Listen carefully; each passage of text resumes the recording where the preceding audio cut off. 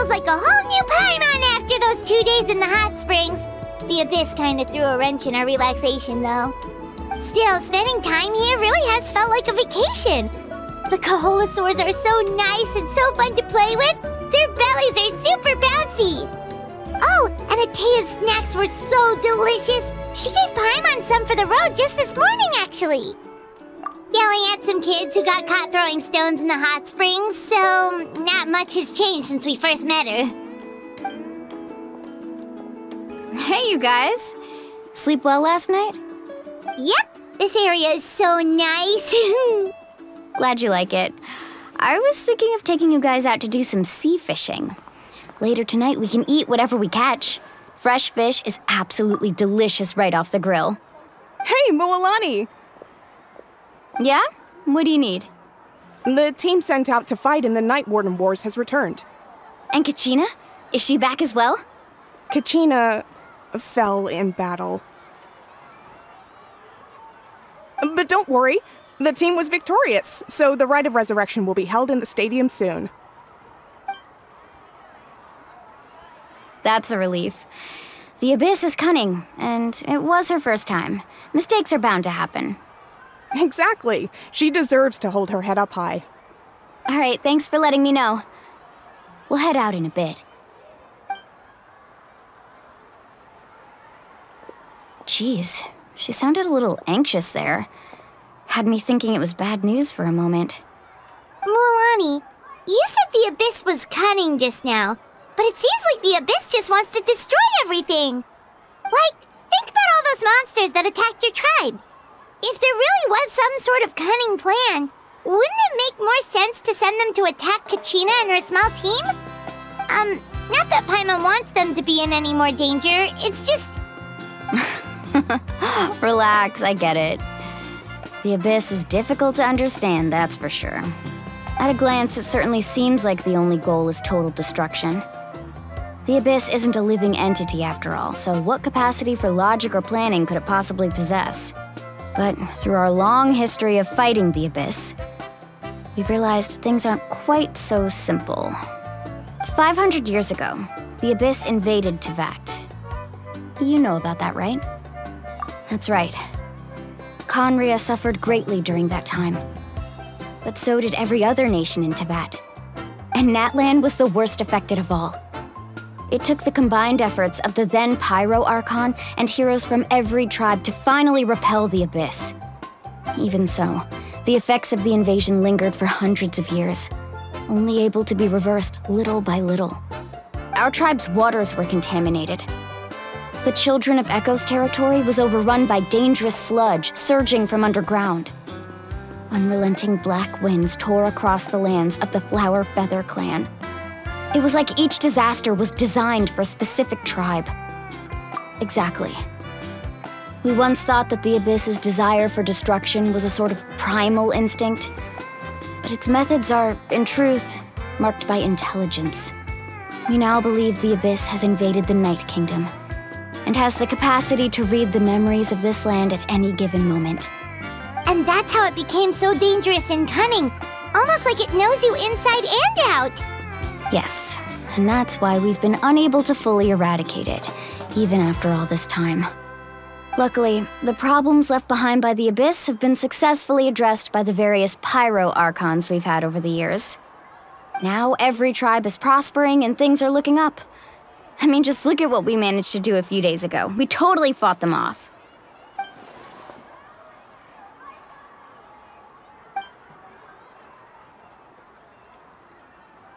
You must have had to sacrifice a lot to get to this point.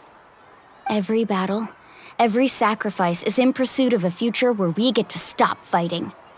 Responsibility, duty, unavoidable burden. Everyone in Natlan views the war differently. But I believe we will be rid of the Abyss one day, and the efforts of all who fought against them will become a story for the ages. To think that my name could survive in ballads passed down to future generations, it's kind of romantic. Everyone has something that drives them forward, you know?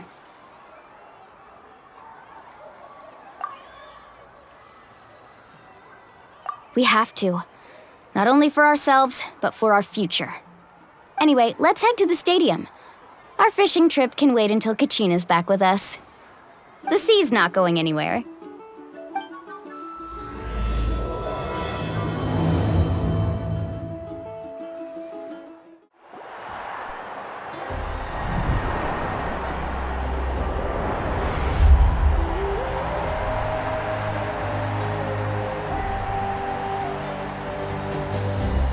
Whoa, this place is packed already! Of course. No one's gonna miss out on the chance to welcome our heroes back from battle. It's their moment of glory. Kachina's gonna be so flustered. She's never had this many eyes on her before. Yeah, she doesn't seem like the kind of person who likes being the center of attention. Looks like I'm just in time. Kanich, you're here! Yeah, a commission ran longer than expected, but I made it. I heard about the incident with your tribe, Mualani. Is everyone all right? Yeah, it's all taken care of. Our new friend here's got some tricks up his sleeve, by the way. He's just as strong as Kachina made him out to be. Hey, look! Is it about to start? That's right. Someone will come out and recite a eulogy, and then we'll sing the Ode of Resurrection together. Come on, let's find a spot with a good view. When the singing starts, just follow my lead and you'll be fine. Let's go somewhere higher up so Kachina can spot us.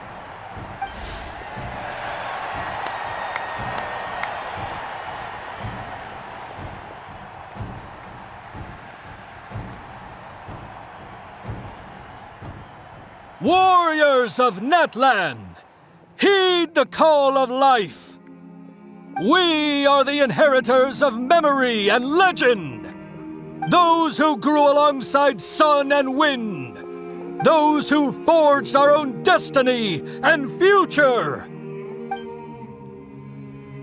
That is Natlan's fire, the lifeblood of our nation.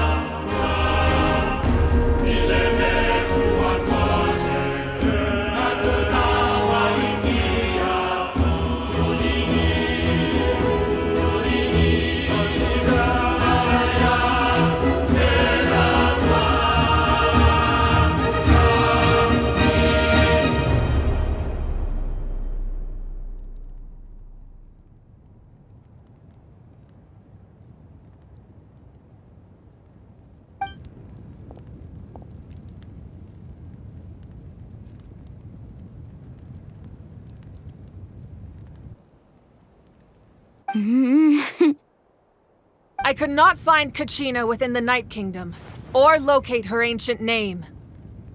What? What does that even mean? Usually once the ode is complete, the Pyro Archon and resurrected person will emerge from the flames. But something went wrong. What's going on? This has never happened before. Well, I think it's pretty obvious. Clearly, the team sent to fight the Abyss didn't win after all. Think about it. The Ode rekindles all victors. We've witnessed it countless times. Since the Archon couldn't find Kachina in the Night Kingdom, that must mean there's more to this victory than meets the eye. Hey! You just haven't gotten over the fact that Kachina beat you in the pilgrimage! Pathetic. The both of you. Your wild guesses are misplaced. We completed our mission. Maybe you did, but who's to say whether that little girl even contributed at all? Maybe she got scared and ran off. Why would the YUB recognize someone like her, even if she was on the winning team? How dare you insult a hero of Natlan like that? Kachina sacrificed herself to repel the Abyss. She doesn't deserve to be subjected to your vile rumors when she's not even here to defend herself. Calm down, Mualani. There's no point arguing with the likes of them. I can't just sit here and let them slander her like that. To insult a hero of Natlan, the person actually has to be a hero. You... Think about it, everyone. Who do you think is really at fault here? A girl who never should have even gone to war? Or the great Pyro Archon? Why would the rules of our nation suddenly stop working? That's true. If she wasn't revived, it must mean she failed to achieve victory. Maybe the Wyab interpret victory in different ways? I mean, that girl didn't look all that strong to me.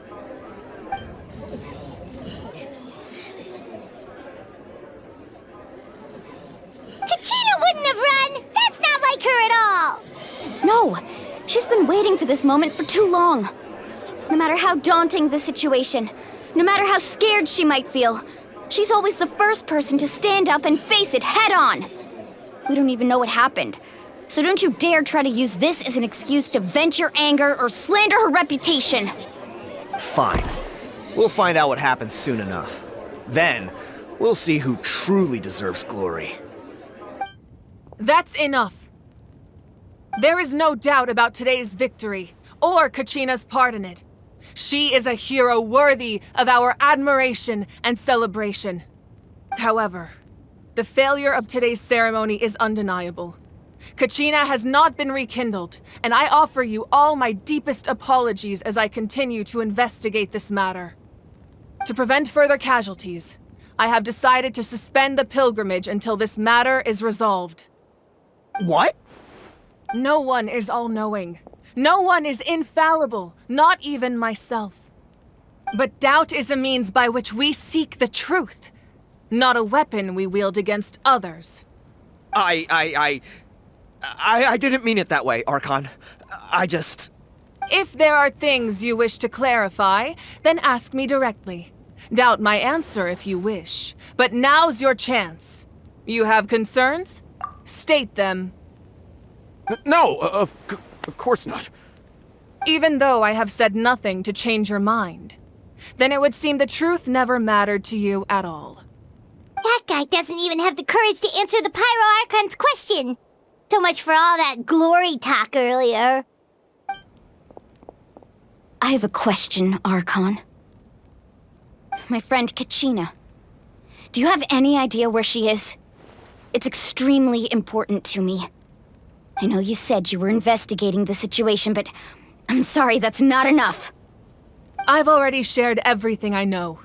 If you want to learn the truth and rescue your friend sooner, you should join the investigation. So, what do you say? Of course I'll join. In that case, come see me in the speaker's chamber. We should join them. Oh, and if it's not too much trouble, could you drop by as well, Traveler? I'd like to have a chat. Rest assured, everyone, I'll keep the tribal chiefs informed on the progress of the investigation. Once again, I apologize for the outcome of this ceremony. If there are no further questions, let's part for now. Did she just ask us to come along? I believe she did. Let's go. I'd like to know what's going on myself.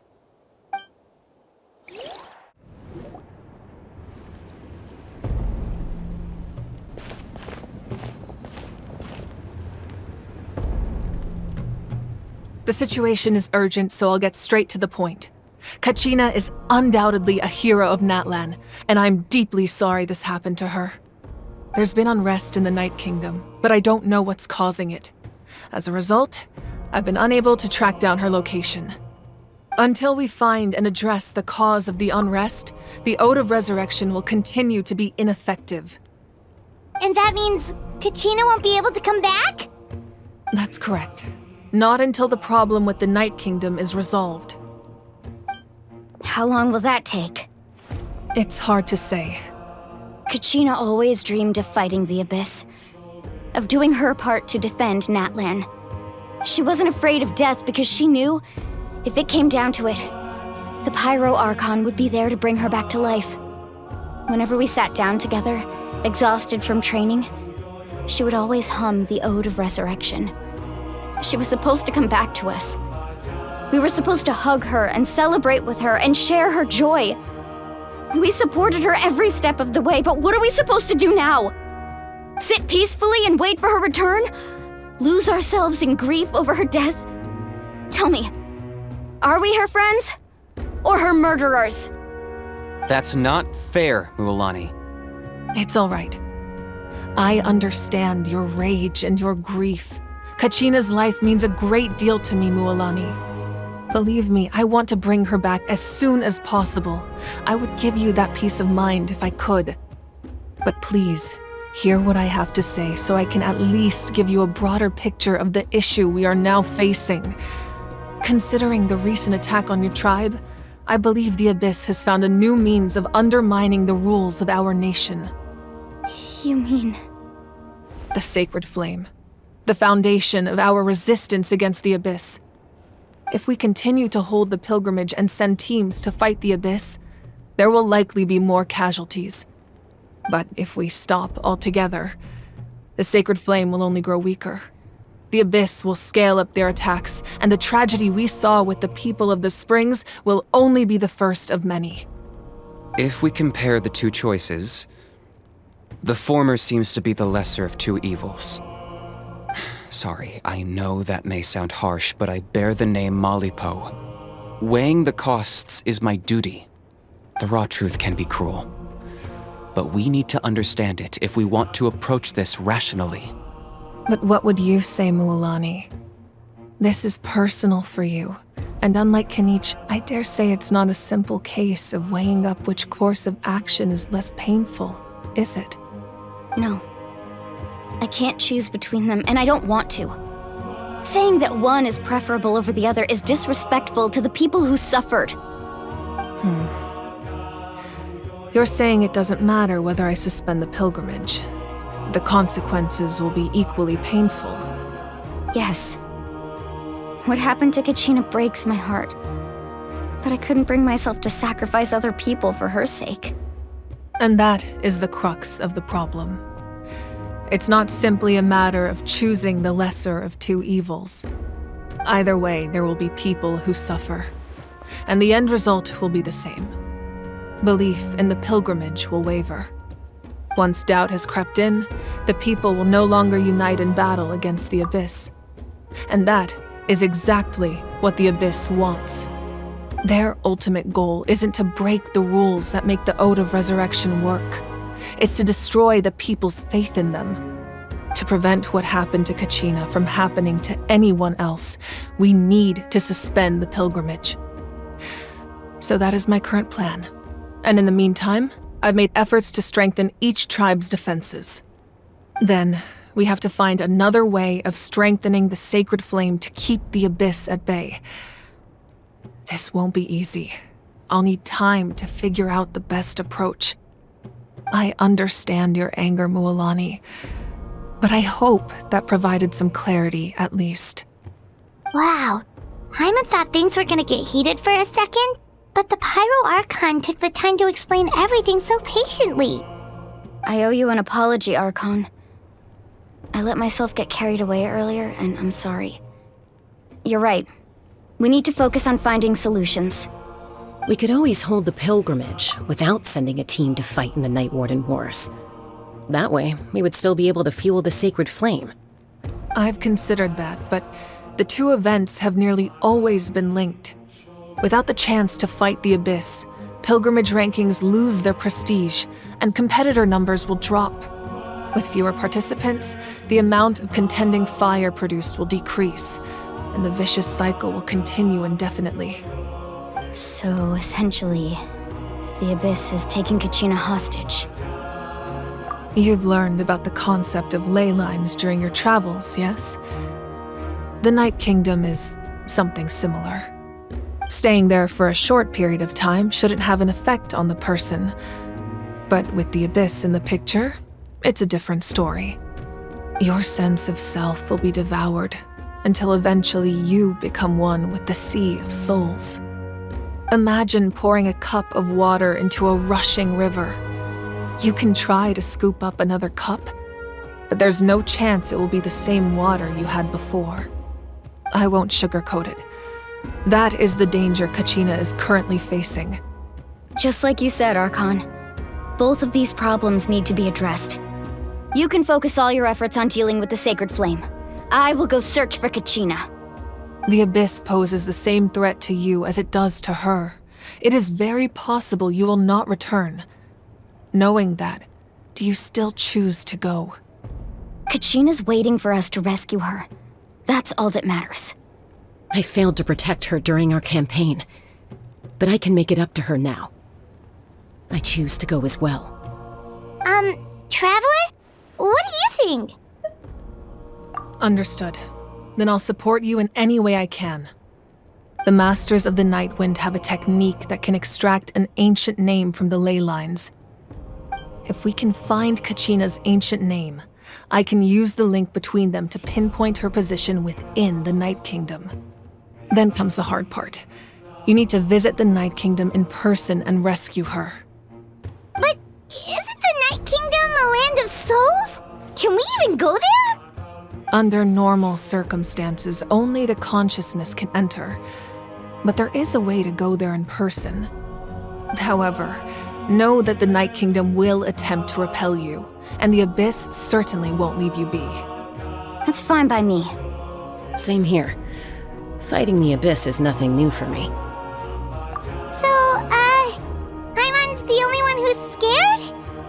Well, if you're going, Traveler, Paimon's going too. Citlali of the Masters of the Nightwind once created an artifact that can be used to communicate with the Wayab. We call it the Spirit Speaker Stone. It was originally used as a ceremonial artifact wielded by the tribal chiefs, but that spiritual quality also means it can be used to search for an ancient name. That was the artifact I delivered to the Scions of the Canopy a few days ago. Didn't think I'd be hearing about it again so soon. Thank you so much for your help, everyone. Your thanks are unnecessary. I will offer you whatever aid I can, but your fellowship and courage are what will truly decide the success of this operation. Besides, you're the ones helping me. I can only focus on one thing at a time, after all. Traveler, I certainly didn't expect our first conversation to be so serious. I've heard all about your accomplishments. Ever since you arrived, I've been hoping to meet you and offer you Natlan's highest level of hospitality. Why? Why? Is that not what happened in the other nations you visited? Yeah, things were pretty complicated at the start. And, in the middle. But our reputation's solid nowadays. That's more like it. After all, I've heard you're someone who transcends fate. Perhaps even more than you can imagine. But we can talk about that some other time. Ideally, this would be the perfect night for a drink and some musical ambiance. But there are important things to be done. Oh, I almost forgot. Atea was wounded in the fight against the Abyss. She wanted us to give this to you. It embodies fond memories and my strength of will. That's what she asked us to tell you. She said you'd know what that means. I didn't think this day would come so soon. The flames of her life force. I can feel them flowing within the talisman. If things were different, the two of us could have enjoyed the hot springs together while she gave this to me in person. We're supposed to be hot spring buddies after all. But don't worry. This talisman means a great deal to me. I'll take good care of it, and once this is all over, I'll pay Atea a visit.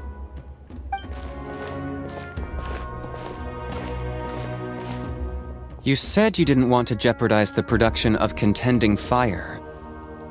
But that's not at all why you decided to suspend the pilgrimage, is it? You're right. Even now, the production of Contending Fire is far from sufficient. The gradual corrosion caused by the Abyss has resulted in a massive shortage of pyroenergy, and we're currently at the breaking point. As things stand, the pilgrimage is a lost cause. Suspending it allows us to save our strength to defend the tribes.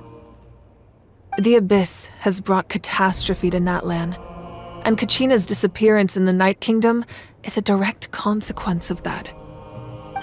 We can't let the general public know that. No. If the public learned that Natlan's destruction was close at hand, there would be immense panic. But if I said nothing at all, they would have continued to question the integrity of Natlan's heroes. Another simple choice. The latter was clearly the better solution. But you chose otherwise. I have never subscribed to the belief that the right choice is the one with the fewest sacrifices.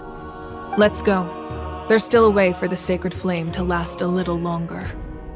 You mean? Yes. Come with me.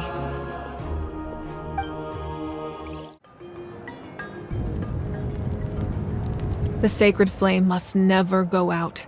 Not only does it strike fear in the Abyss, but it's also the pillar of Natlan's stability. So until our heroes are ready, I will sacrifice my power to keep it burning. But that can only last so long. I think we should focus on the remaining ancient name-bearers. Don't let desperation cloud your judgment. Those chosen by the Wayab have already embarked on their destined path. It is for them to decide how that journey ends, not us. All we can do is support them. Even so, for you to make this sacrifice, it's not right. If not me, then who? No other is capable of sustaining the sacred flame. I possess great strength, but I'm not above my people. This is part of my duty.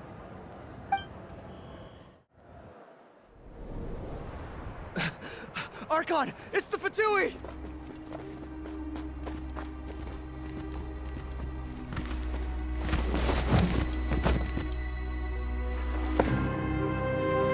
The Archon of Natlan. A force to be reckoned with. The secret of the ley lines is no secret to me. Long have they been destined for ruin. And since the oath made 5 centuries ago remains unfulfilled, what use is the Gnosis in your hands? I don't know what you mean. But it sounds like this is about more than the Tsaritsa. In times of crisis, someone must pick up the mantle of salvation. Your plan has reached an impasse, and now it falls to me to create new rules for Natlan. But before the dawn of a new age, the old must be destroyed.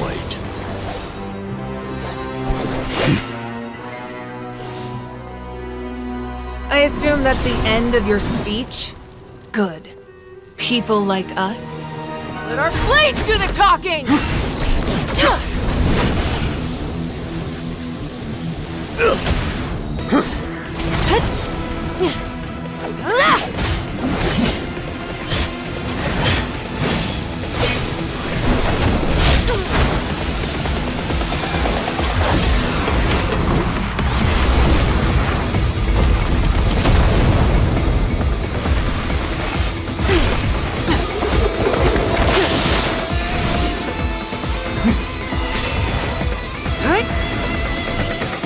Yeah.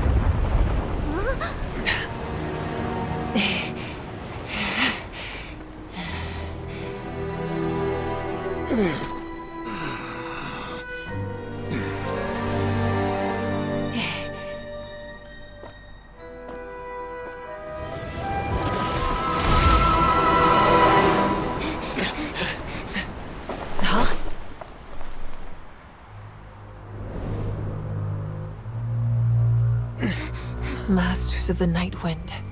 Send word! The captain and his followers must be apprehended.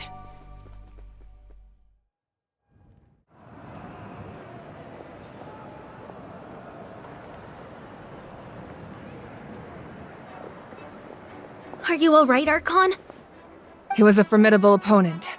Exactly what I would expect from the first of the Fatui Harbingers.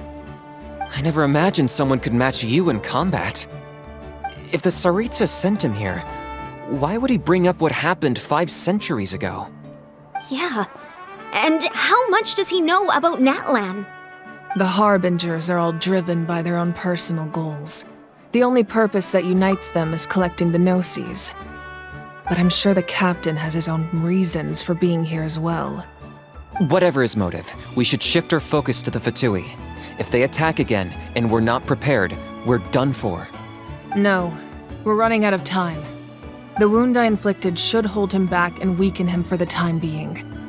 Besides, I'm sure you noticed, the power that came to his rescue just now came from the Masters of the Night Wind. In other words, there are traitors among us. Not necessarily. This could prove to be a very valuable turn of events. When we exchanged final blows, I sensed an unusual presence within him. I'll need to investigate further. Kanich, go to the Masters of the Night Wind and look into who could have aided the captain. Speak to Lali. She should know.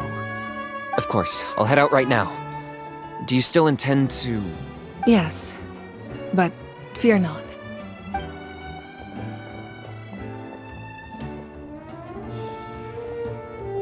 Natlan's strength has never rested solely in its Archon.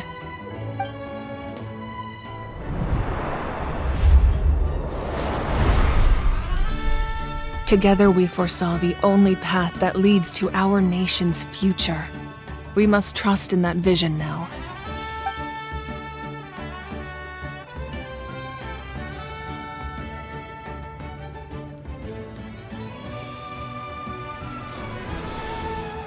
Is everything okay, Archon?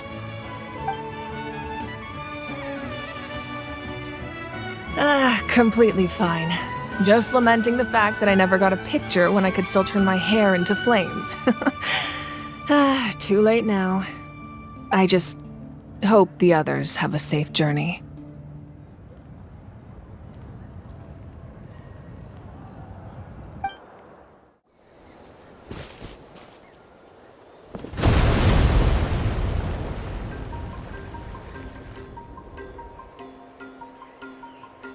What's happening at the stadium? Did something explode?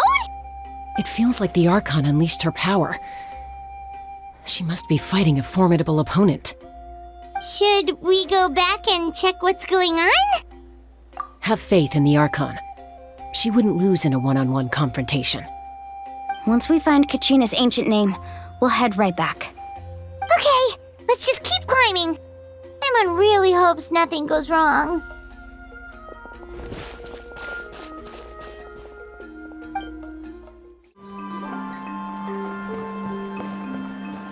Chaska. Nice to see you again, Wyna. I'm afraid we don't have time for pleasantries, so I'll get right to it. We're here for the Spirit Speaker Stone.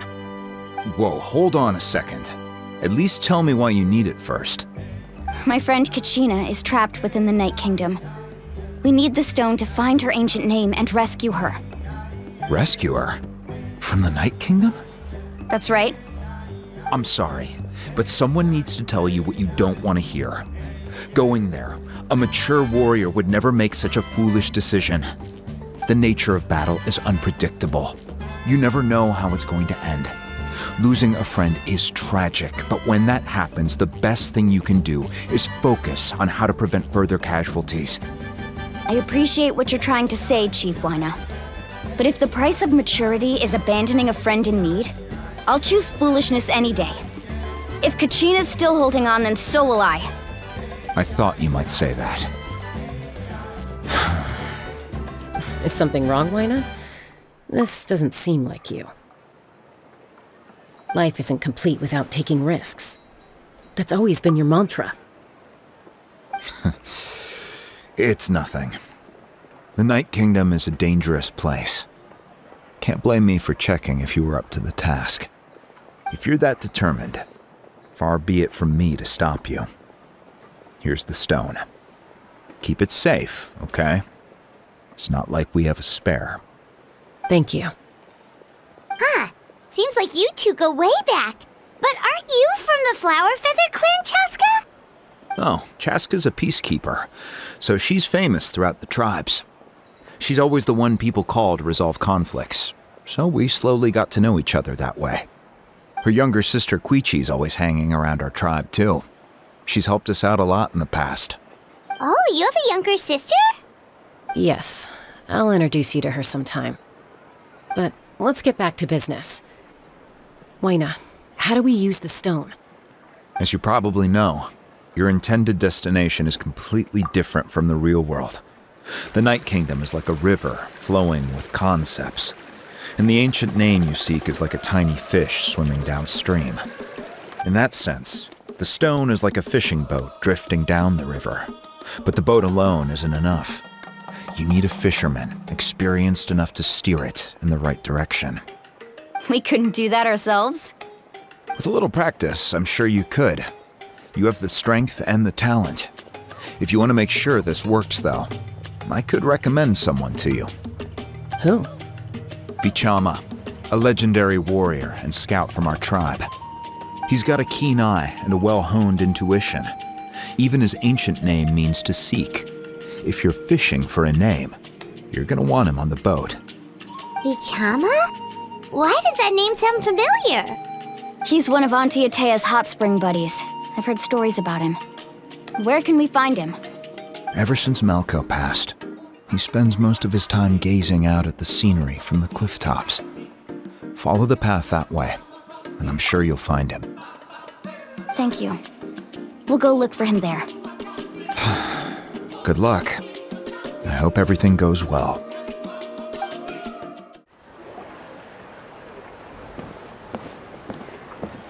Someone admiring the scenery from the cliff tops. Ah! That must be him! Hello there, are you Vichama? That's me. Did you need something?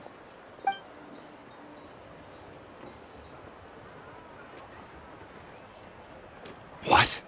You're saying you can bring someone back from the Night Kingdom? How is that even possible? No, if you really think about it, anything's possible in that kind of place. But that would mean... Are you okay? You don't look so good. Everything's fine. I'll help you, but I do have a small request. After I help you find Kachina's ancient name, I want to use the stone to look for my friends as well. Your friend? Oh, why not mention someone named Malco? Is that who you're talking about? Yes, but I'd rather not get into it if it's all the same to you. That's not a problem. We agree to your request. Yeah. Since you're helping us find Kachina's ancient name, it's only right that we return the favor. Then we're agreed. Can I have a look at the stone?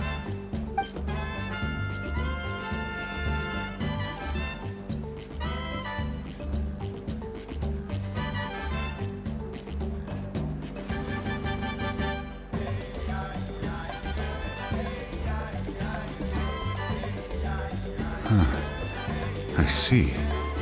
From what I can tell, it functions almost like an abyssal pylon. Both connect the Night Kingdom to the living world. Once the connection is established, the abyss will come surging through the opening like a predator honing in on the scent of blood. So we have to be sure not to use it in a tribal settlement. Wow, you got all that just from looking at it? I just picked up on the basics, really. I still have no idea why it works. You said someone named Sitlali invented this. They must be a genius. I'll go find an open area and start setting things up. In the meantime, I need you to get 2 things for me. We'll go right away. What do you need? First, I'll need some hook ropes. Pretty much every store around here carries them, so no need to go anywhere special. Oh, and I need to build a net out of them, so make sure you get a good amount. Wait, are you saying you're going to use a real net to catch Kachina's ancient name? How does that work when one's tangible and one's not? By creating something tangible in our world, like a net, we can create a connection to a corresponding concept in the Night Kingdom. Basically, I'm going to use the concept of a net to catch something equally intangible, an ancient name. Oh, I see. What about the second thing you needed? Right. I need two chunks of obsidian. Once we bring the ancient names into our world, we'll need a place to store them. Normally, you can only get obsidian from the Children of Echoes, but I heard there's a traveling merchant from that tribe around here somewhere, so maybe you can try your luck there. Gotcha! All right, let's split up. See that clearing? Let's meet over there when you're done. Oh, and you can send someone with me if you want, in case you're worried I might take the stone for myself. What do you think, Chaska? There's no need. Lena spoke highly of you. That means you're trustworthy. I appreciate it, even though that doesn't mean much to me anymore.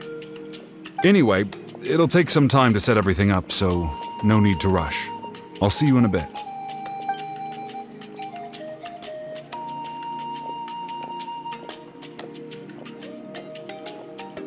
What an odd guy. He seems so defeated, but also really invested in the stone at the same time. I don't have any more insight than you, Paimon. Let's just focus on the preparations for now. Hang on, Kachina. We're coming for you. Hello. Do you have any hook ropes for sale? Hook ropes? As in rock climbing equipment? Yes. How much for your whole stock? Oh, the whole thing? Let me see. That would be 30,000 mora in total. Deal? Deal. Wait, really? What, you want me to drive down the price? We just need these as fast as possible. Thanks. Oh, no problem at all. I'll even pass along some information on the house. These ropes are usually used by rock climbing enthusiasts. If you want to learn, Roka's the person you want to ask. All right, that's everything. Here you go. Now we need the obsidian. Let's go talk to the traveling merchant Bichama mentioned. Excuse me, do you sell obsidian? Why, yes. I've got a chunk for sale right over there. Perfect. Is that the only one, though? We actually need two. That might be tough. Tell you what, I'll take a look through these boxes over here and we'll see what we can find. Thank you so much. We'll wait here.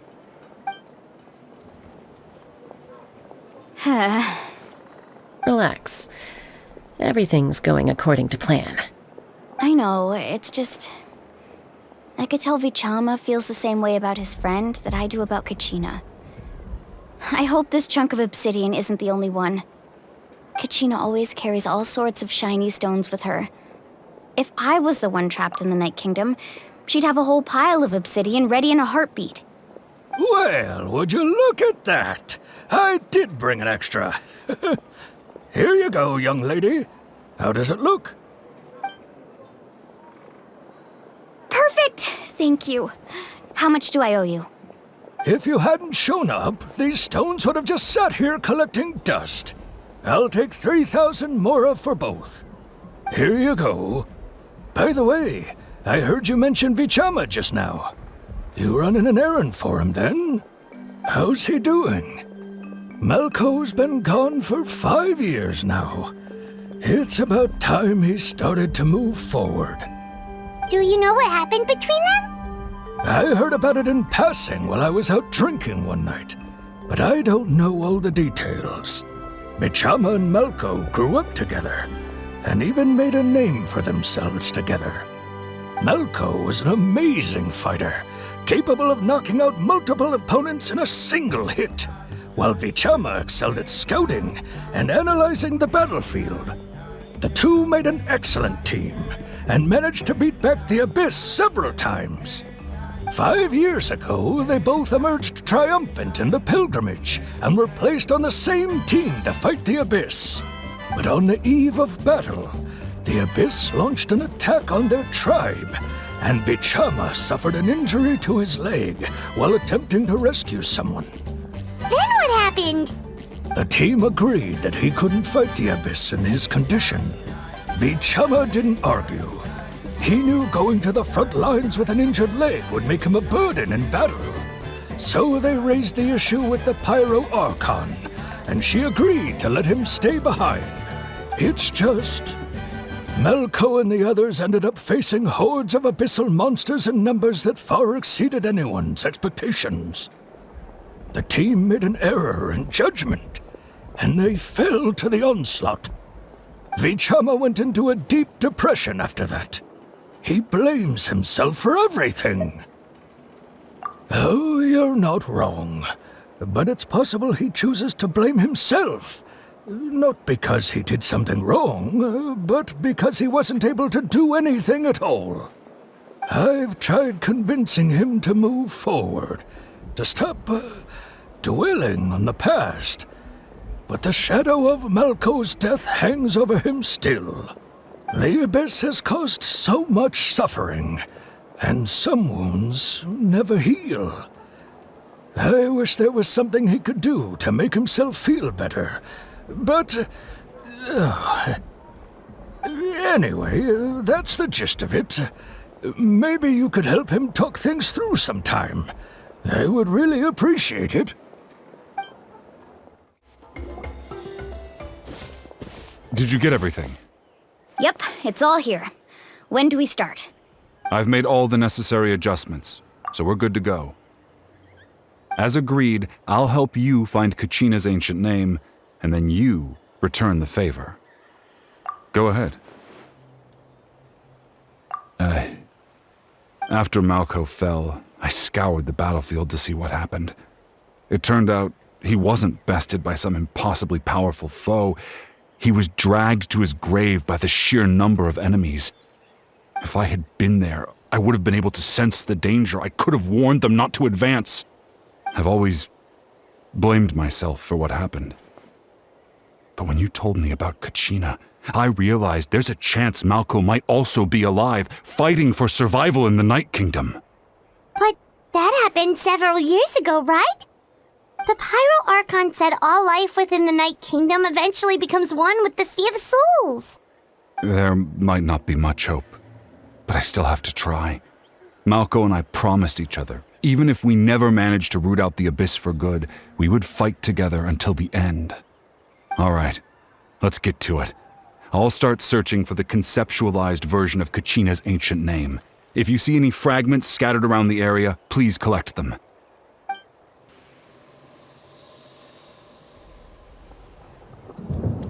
Make sure you prepare yourselves for battle. As I said, the stone will link the mortal realm to the Night Kingdom. The Abyss will likely emerge in response. Look at that golden thing! It must be one of those fragments Vichama mentioned. Let's get closer!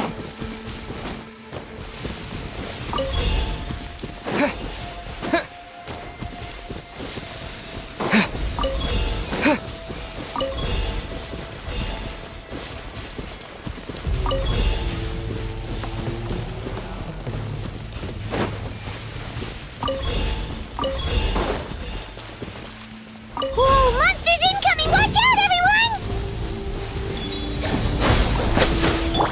Hold the line! Fire hazard!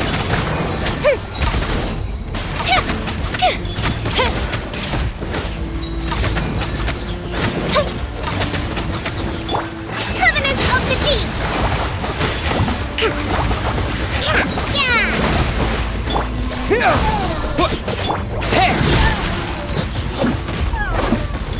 Frost is coming! The fuse is lit! Let's move out. Allow me!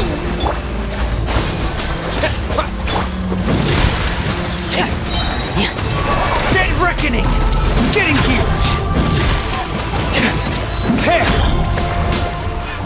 Frost is coming! Fire hazard!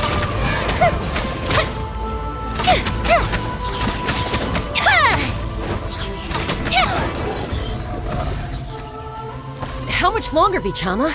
Not long! We're getting close!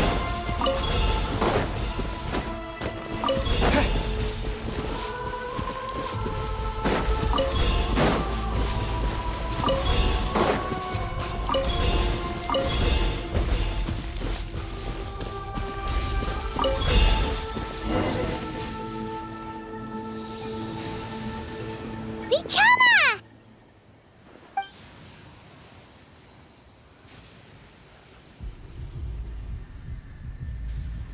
Quick! Take it! I found Kachina's ancient name. Hang in there, Malko. Just a little longer. Something's not right. The power of the Abyss is getting stronger. The Abyss is corroding his body! Vichama, you can't keep going, you'll die! I should have died 5 years ago. I just need a little more time. Please, I'm almost there. Thank you.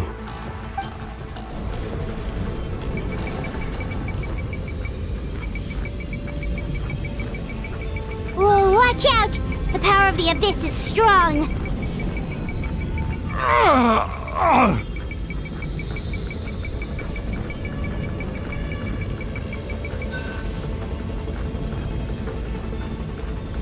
This power. Hanging in there? Malko. No! Why can't I find him? Why? We can't wait any longer. Pull him away from the stone, Mualani. I already tried, but the power of the Abyss has him in a chokehold. It's like he's tied to the stone with an invisible rope. In that case, we have no choice. I'm sorry, Seat Lolly. Get back! Chaska, wait!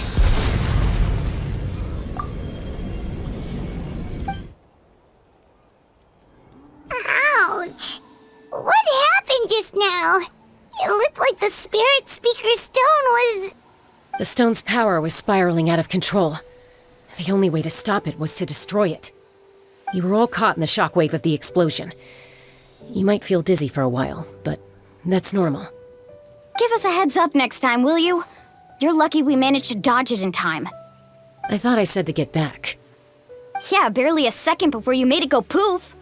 Not everyone has your reflexes, Chaska. We were this close to getting dragged into the explosion. Okay, I'll be more careful next time.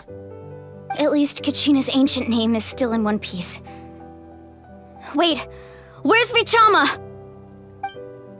Vichama! Vichama! I couldn't find Malko's ancient name. It must be completely gone by now. Once your ancient name disappears, there's no coming back.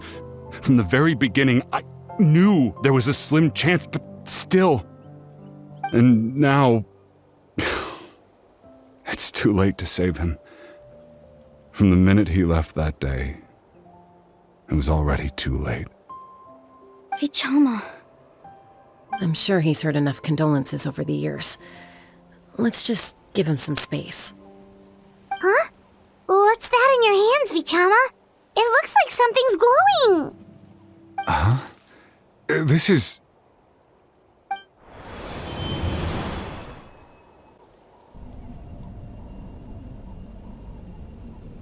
Hey, Malko.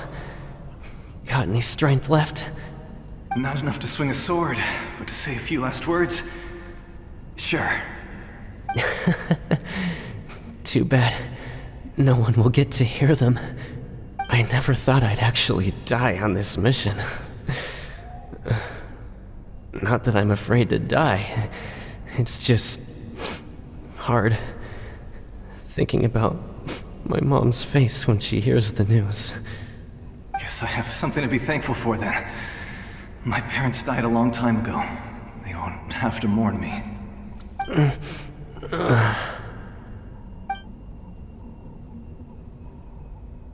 Pisak! Always had to beat me at everything, didn't you? Right to the end, you were never one for goodbyes. Maybe you're right. Maybe no one will get to hear our last words. But just in case, Vichama, I'm so glad you didn't come with us. Don't be sad. Just keep on living. For the both of us.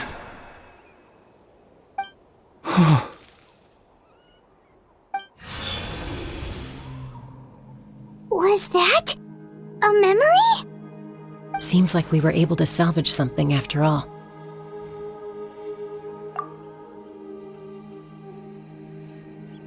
Of course. Seeing him, hearing his voice again, it makes me unbelievably happy.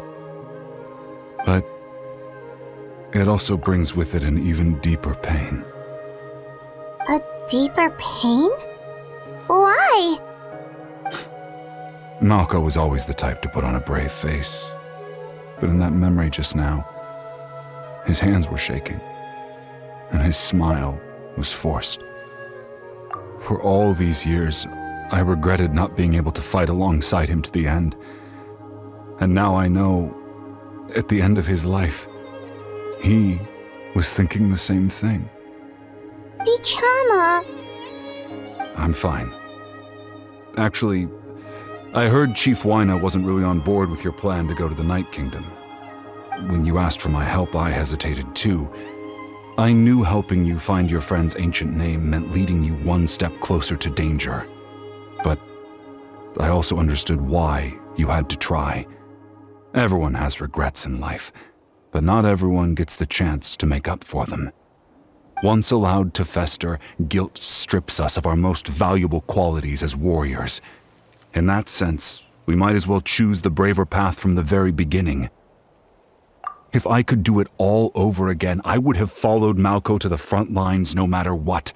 Even with an injured leg, there were still things I could have done. That way, even if the outcome stayed the same, I still would have fought alongside him to the end. There are critical junctures in life, and if you don't seize the chance to act, there's no going back. That's something I had to learn in hindsight, but you're still at the crossroads of your journey, so I hope you can walk away without regrets. Thank you, Vichama. I feel even more determined now. Kachina will come back to us. I'll make sure of it. I promised I would find her, and I intend to keep that promise. That's good to hear. Strange. My body, it's... Once abyssal corrosion enters the body, a portion will fuse itself to your internal organs. Even though the Traveler possesses powers of purification, the corrosion can never be fully eradicated. Thanks to him, though, you were only briefly exposed. Slowing your breathing and controlling your emotions should help you keep the symptoms in check.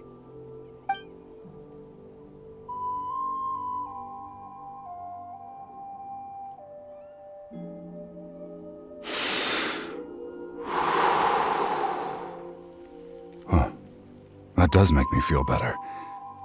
You seem very knowledgeable about all this. Just speaking from experience, that's all. Anyway, we've recovered Kachina's ancient name, so we're off to a great start. Let's get Vichama back to his tribe and tell Wyna the good news. And apologize for destroying the Spirit Speaker Stone. We had no choice, though, so he'll probably understand. Right?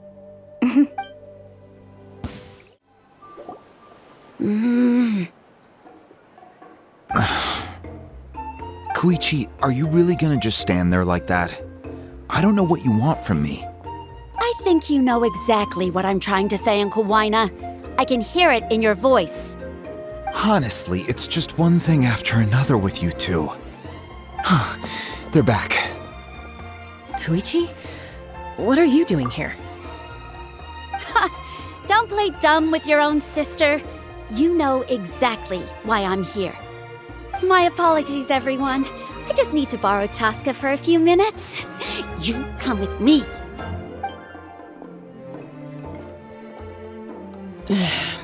I'll be just a moment. Who was that? Koichi, Chaska's younger sister. Although the two aren't actually related by blood, it's kind of a long story. It's not really my story to tell, but I guess it's not a secret. You see, Chaska was actually raised by cuckoo sores. She was afflicted with a rare disease when she was a child and abandoned in the wild as a result. The Abyss found her out there, all on her own, and tried to devour her. But in the end, all that did was trigger her will to live. That strength of will pushed her to survive. But it also planted a seed of conflict within her. Eventually, she was adopted by the cuckoo sores. Wherever they went, she followed, getting into fights right and left. For some reason, Paimon can totally imagine that. Well, when Chaska finally returned to human society, it was Koichi's parents who adopted her. At the time, Chaska still had a habit of getting into fights, so Koichi was always taking her around, apologizing to everyone.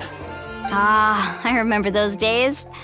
One of those fights was definitely with me. But, you know, kids, you're fighting one minute and your friend's the next. Eventually, she found a way to rein in that desire to fight. And now she's who people call to resolve conflicts. She's known as the Peacemaker. It sounds like she still argues with Koichi, though. Don't siblings usually stop fighting when they get older? That's partly my fault. Koichi asked me to stop Chaska from doing anything dangerous, but you probably know by now, once Chaska makes up her mind, there's no changing it. Oh, I get it. No wonder you tried to talk us out of going to the Night Kingdom.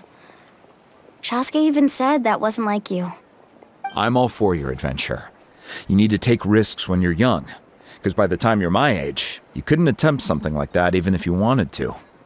Better try now than live with regrets later. That's what I say. Still, I can understand where Koichi's coming from. In the end, nobody wants to sit back and let a loved one put their life on the line.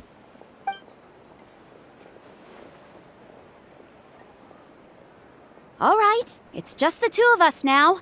You have 1 minute to explain yourself. I don't have anything to say. You don't have to approve, but you should know I only do what's necessary. That attitude is exactly the problem. It's like you don't care. You try to sneak off to the Night Kingdom behind my back and then play it down as if it's just a trip abroad. Well, technically I am going abroad, right? Again with the excuses! We agreed, didn't we? There are 4 levels of danger. If it's not something urgent, you can only engage in level 2 danger and below.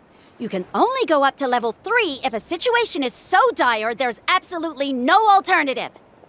But a trip to the Night Kingdom? If that's not a level 4, I don't know what is! And you were just going to sneak into the place without saying anything! What do you mean, sneak into the place? I always planned on walking in there with my head held high. You bought off Uncle Wina, didn't you? He promised me he'd stop you from doing anything dangerous. Oh, it's like he didn't even try. You feel like he went back on his word. What if I told you my mind was made up, and there was nothing he could have done? Not even by force. Oh, I knew it! So he did try to say something, but you didn't listen. This is important. If you were in my shoes, you'd make the same decision. You don't know that? I'm a doctor, and I handle logistics. If you're going to waltz into a dangerous situation where you could lose control at any moment, it's my duty to say something. All right, whatever. Anything else? What do you mean, anything else? Why don't you reflect on what you've done and promise me you'll stay put? Time out. Is this one of our normal arguments or a serious one? Chaska, does it sound like I'm joking? Then, you need to know something. What happened to Kachina was partially my fault. I can't leave her there to die. That's not who I am. But the person you become when you lose control, that's also not who you are. That's a different issue. You said it yourself. A person is only as good as their morals. If I want to live in Natlan, I need to display qualities that make me worthy of this nation. I've also told you that managing your condition is equally important. Sometimes you have to make sacrifices. All right, let's stop this here. If we keep going, I might actually have to get serious. And I think Wyna prefers his roof attached to his house. Is that a threat? That sounds like a threat to me. Koichi! Younger sisters are supposed to listen to their elders. So, you're really going to go, no matter what I say? I'm supposed to be your sister. Then support me. I'll be back. All you have to do is wait. Chaska. So, that's it. Why'd you have to turn out to be so darn annoying?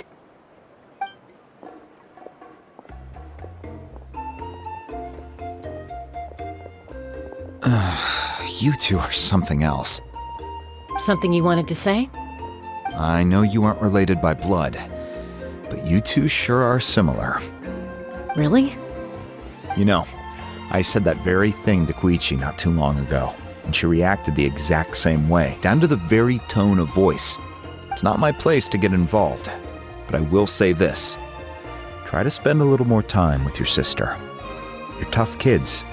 That doesn't mean you have to go it alone. Thank you. Anytime. All right. If you're done with the Spirit Speaker Stone, you might as well hand it over. According to Kinich, it's an important ceremonial artifact, so it'd be safer to keep it with me. About that.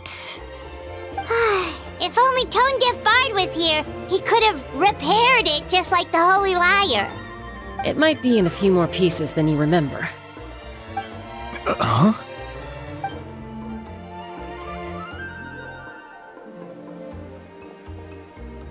I see. Sounds like it was an urgent situation. If someone's life was on the line, then you had no choice. Still, Citlali's going to be a nightmare to deal with now that you've broken her stuff. I'll explain everything to her later. Stay safe out there in the Night Kingdom, okay? I'll wait here for your safe return.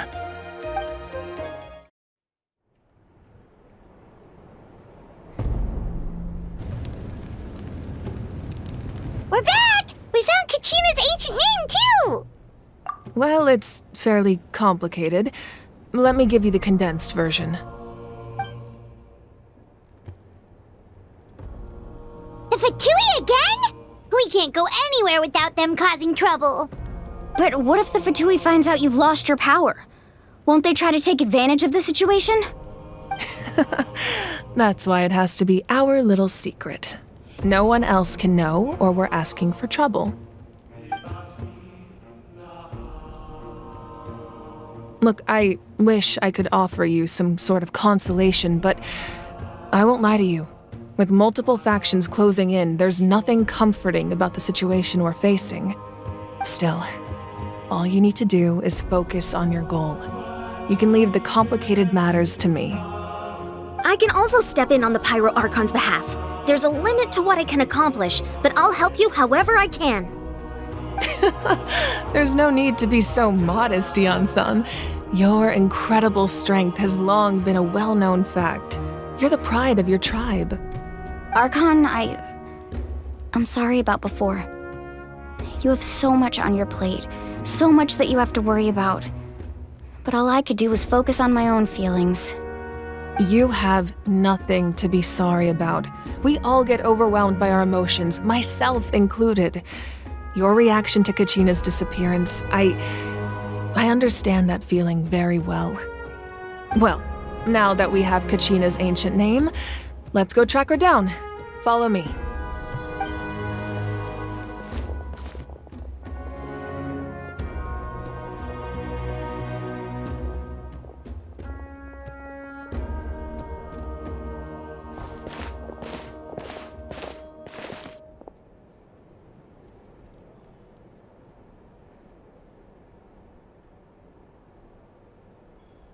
What is this place?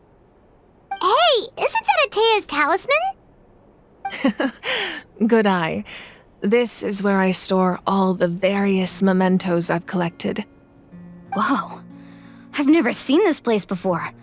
There's so many things in here. It looks like there are items from every tribe. Collecting them must have taken a lot of effort. I suppose you could think of it as a hobby of sorts. In Natlan, everyone grows up listening to the stories of heroes, and physical items do a far better job of preserving those stories than our own memory. Now, I still have some preparations to make for the ceremony, so feel free to take a look around in the meantime. If you're curious about an item, I'm more than willing to tell you about its origins. Alright, we'll have a look. Whoa, that belt is bigger than Paimon's head! The Collective of Plenty are known for their bodybuilding competitions and contests of strength. This belt is a symbol of great honor within the tribe. The association with strength might also have been the reason the original belt was extremely heavy. It was difficult for even 2 people to lift. And even if a warrior had the strength to put it on, wearing it for any length of time would still leave them gasping for breath. Sounds like it. So the owner of the original belt, Kitera, commissioned a craftsman to make a copy identical in appearance but far lighter in weight. That is the belt you see before you. He would often wear this version when training in order to protect his waist. Or he made a lighter version so he could wear it all the time and show it off. Make sure to handle everything with care. This cup, for example, it's heavier than it looks.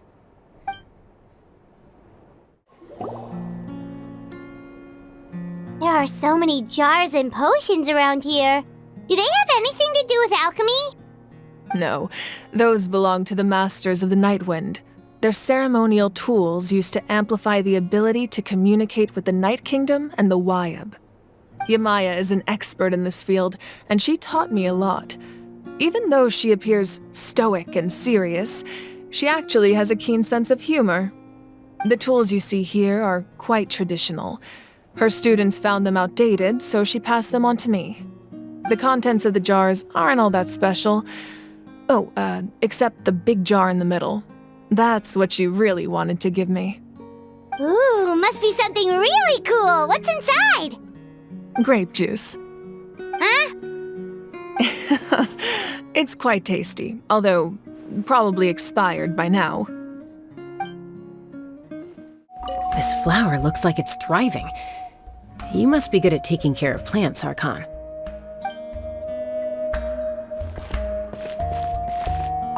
This fishing basket looks familiar. Hey, there's a fishing rod here. It must have belonged to the people of the springs. That's right. It belongs to a legendary fisherman named Matavaru. I have his entire set of fishing equipment, actually. He and I met in a tavern. He told me about a particular kind of giant fish and his meticulous plan to catch it. In his eyes, I saw a hunger and a strong fighting spirit. To him, the sea was the battlefield upon which he staked his honor. So, did he do it? The next time I saw him, he was covered in scars. It turned out the fish he sought had been corroded by the abyss. He managed to kill the fish, but sustained a serious injury in the process, which meant he could never go deep-sea fishing again. Can a fisherman claim victory if he fails to bring back his catch? That's what he asked me in the end. Well, Paimon thinks he won. That was my answer as well. The experience was far more valuable than the prize itself. In the end, he didn't want his tools to go to waste, so he gave them to me. Wait, that means you also know how to fish. Maybe we can go head-to-head sometime.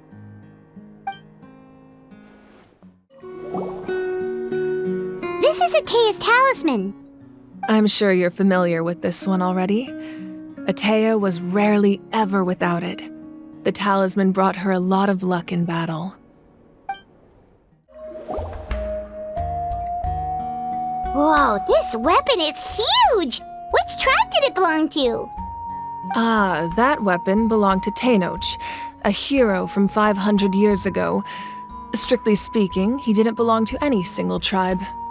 That's because even before the disaster with the Abyss broke out, he had already been exiled. Exiled? It was a punishment imposed out of necessity, but he accepted it all the same.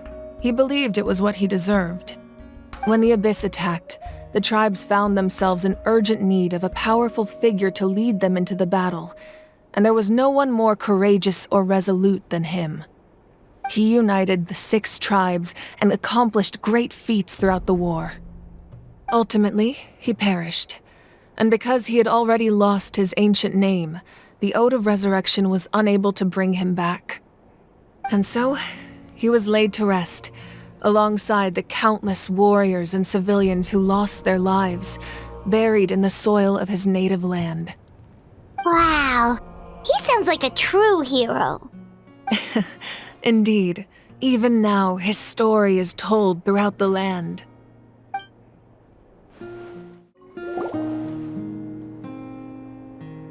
The powder still needs some time to settle, so let's wait a little longer.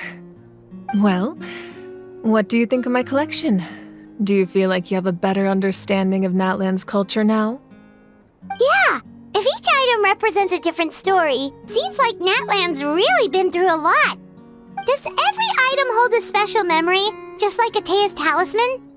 That's right. The items in my collection actually serve a similar purpose to the ancient names passed down among the tribes. They demonstrate the true shape of time. The shape of time?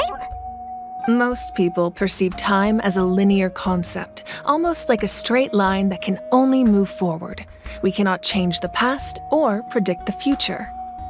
But there's also a different theory, one that I believe to be closer to the truth. Namely, that the past, present, and future all exist at once. At once?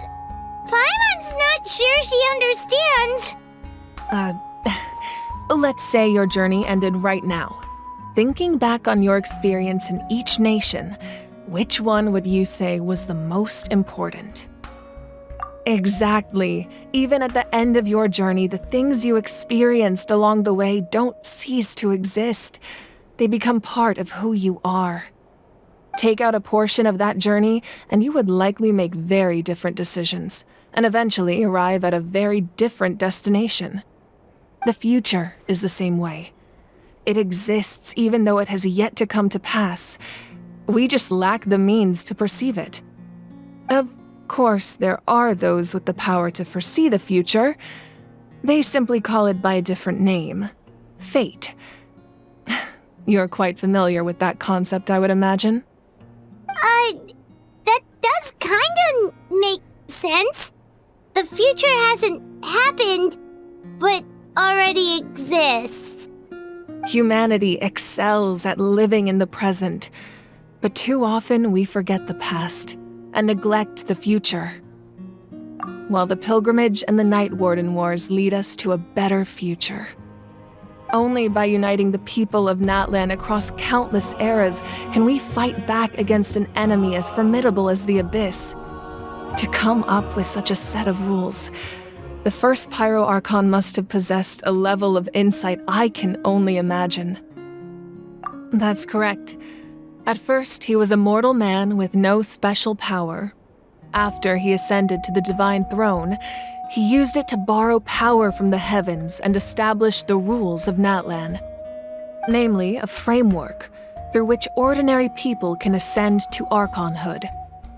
By holding the pilgrimage, we're able to determine the strongest among us, and when that person ascends to the divine throne, their inner flame will awaken.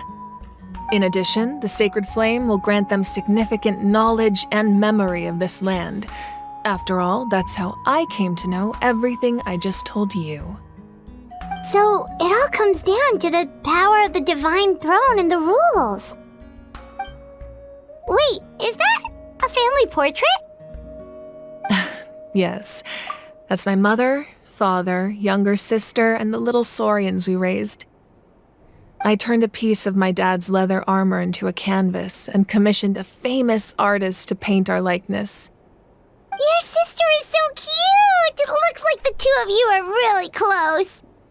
Paimon was having a hard time thinking of an Archon as an ordinary person, but seeing this portrait, it kind of makes sense now. It really doesn't look like there was anything special about you before. Oh, wait, is Paimon allowed to say that?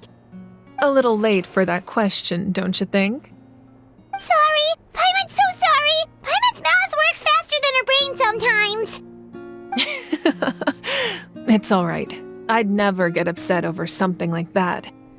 No matter what others may say, my past is a precious part of my identity. I'm forever proud of the life I used to lead. Becoming the Archon doesn't mean you sever ties with your family. The position just comes with a lot of responsibilities, so it impacts how often you get to see them. My father made the most delicious stew, so my sister would often bring me a large pot of his cooking, and we would sit on a blanket and eat it together. One time, we didn't close the door securely, and the Saurians who were raising ran into the room and knocked over the entire pot. My sister immediately burst into tears. The two troublemakers were going for the meat, but when they saw my sister's distress, they froze on the spot. I still remember the way they laid there, sulking like a pair of children, even after making such a mess. It was frustrating, but in the end, all I could do was comfort my sister and move on. Wow. Isn't that what being a family is all about? I think about that story a lot, actually. As the Archon, I made a vow to defend this nation, and experiences like that, they remind me exactly what I'm trying to protect. Well, what happened after that? This portrait looks pretty old. Your sister must be all grown up by now, right? I believe she ended up working as an architect and artist. She built many houses and crafted many beautiful works of art. Anyway, that's enough about me. Now that the powder is settled, we can begin. Ian-san, Mulani, Chaska, over here, please. Place the ancient name up there, and then we'll begin.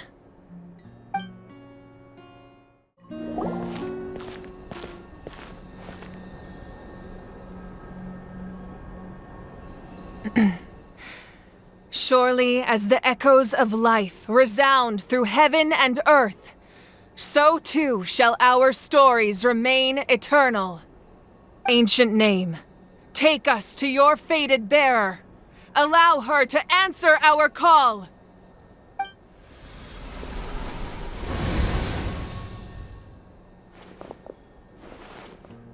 Am I hallucinating again? Kachina, are you okay? Huh? I'm not seeing things, am I? Is the Abyss playing tricks on me again? It's okay, Kachina. It's just us. We're trying to find a way to bring you back. Everyone, you have to listen to me. I've been investigating the Night Kingdom this entire time, and I figured out what's wrong. The Y-Up is being affected by the Abyss. I was waiting for the Y-Up to send me back, but then this really strong monster came in and it almost killed me. The Y-Up saved me, even though its power is weakening, so I've been hiding from the monsters while trying to find a way to help. The Night Kingdom has become a huge mess, though. I keep hearing these awful sounds and seeing really horrible things. Don't listen to those sounds, Kachina. The Abyss is trying to strip you of your sanity. All you need to do is stay safe and wait for us. We'll be there shortly. It's okay. I feel so much better now that I've had the chance to talk to you guys. You don't need to worry about me. I've never been strong or special at all, really. So I don't blame anyone for forgetting about me or leaving me behind. Just knowing you care is more than enough. I'll find a way back. You don't have to put yourselves in danger to come rescue me. You're always like this, Kachina. Now's not the time to act tough. We're coming for you, and that's final. I don't know what lies the Abyss has been feeding you, but I'll tell you something right now. Nobody here sees you as a burden. You're a victor of the Night Warden Wars, a hero of Natlan. All you need to do is wait for us to rescue you, and you'll get all the applause and recognition you deserve.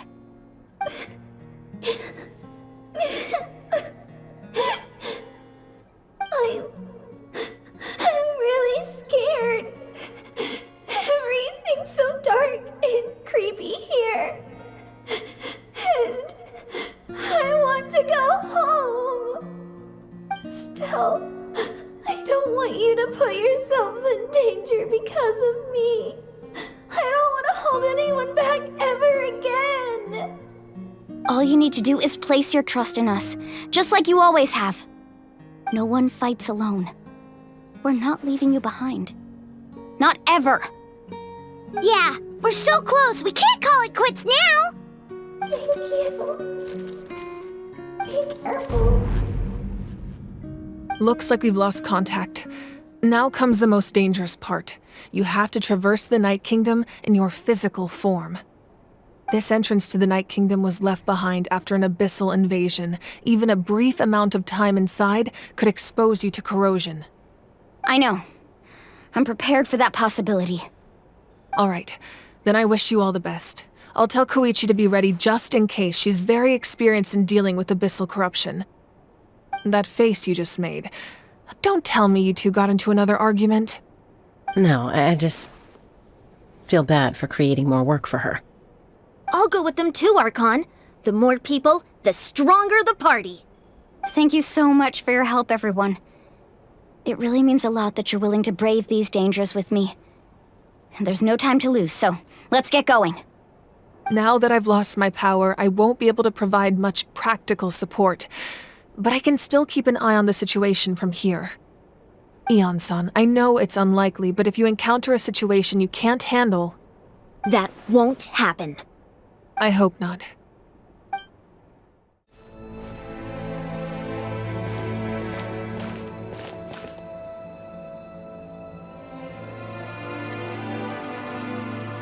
So we're underneath Natlan right now? It looks nothing like Paimon was imagining. That's because in the distant past, Natlan was home to an incredibly advanced civilization ruled by dragons. Humans only established their own society after the fall of the dragons. So these are Saurian ruins? Wait, you mean like the elemental sovereigns? They had their own advanced civilization? Yes, a really long time ago. Very few records have survived until now, so no one really knows what the devices here are for. These ruins have been abandoned for a long time, but with the recent increase in Abyss activity, the installations around here have somehow been activated again. So what you're saying is, we're not in for an easy trip to the Night Kingdom. No, it's going to be obstacle after obstacle from here on out. Why are you all laughing like that? It's creeping Paimon out. It's the pre-adventure excitement kicking in, right guys? Of course. I'm eager to get started. Then let's go. We won't let anything stand in our way.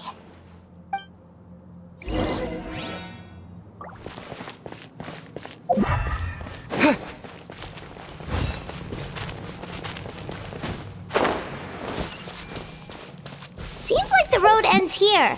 How should we get across?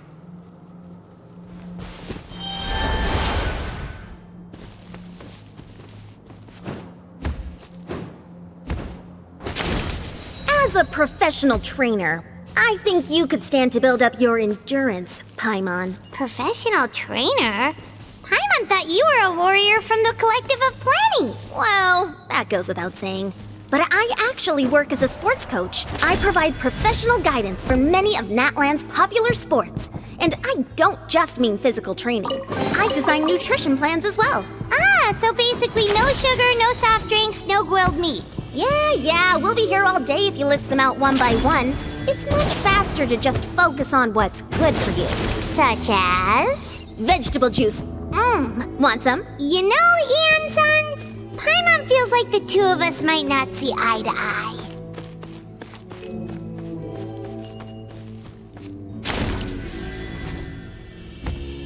Those guys look familiar. We've fought them before.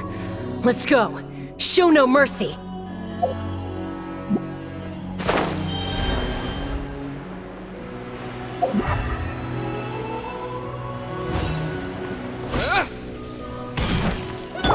Hold the line!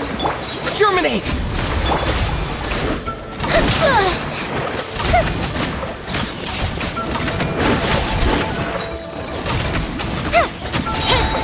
A festive reprise!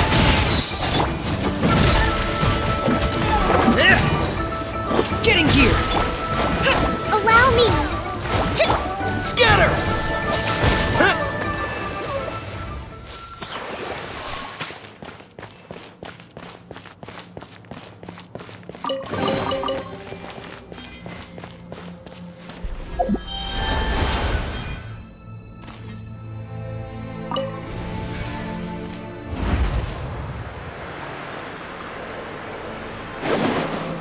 Whoa!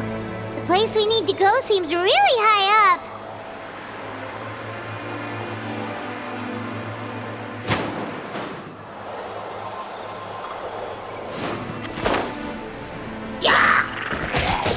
Yeah! Propagate! Hold the line! Time for a light show!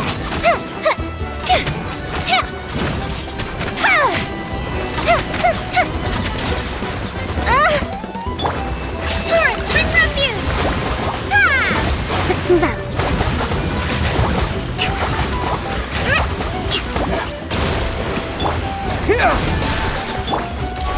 Commencing cleanup! Frost is coming! Prepare! Frost is coming! Getting gear! Frost is coming! Propagate! The fuse is lit!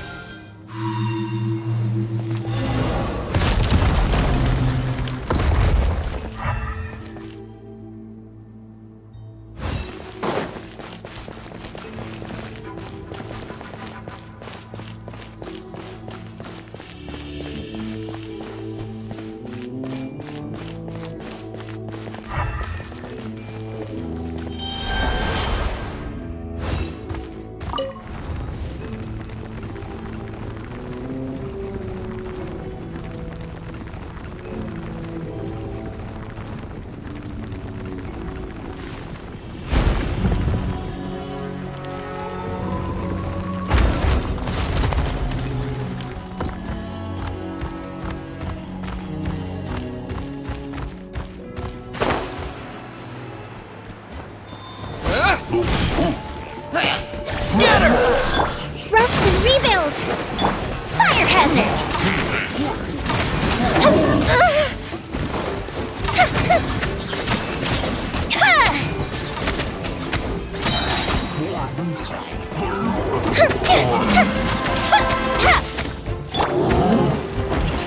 Spring forth!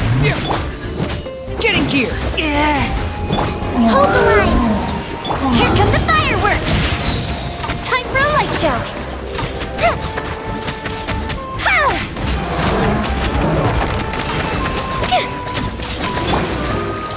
Day of reckoning!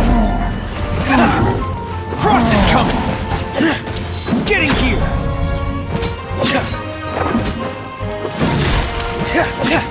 Frost is coming! Prepare!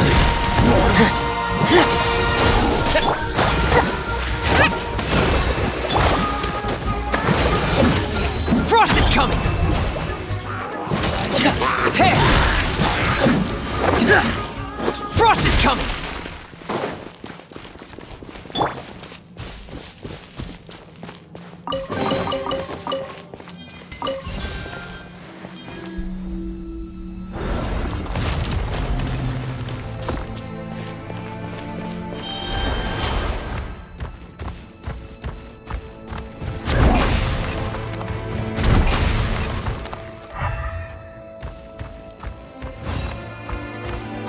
This is the final stretch. We just need to climb up, and we'll be there. Nothing to it. Easy for you to say.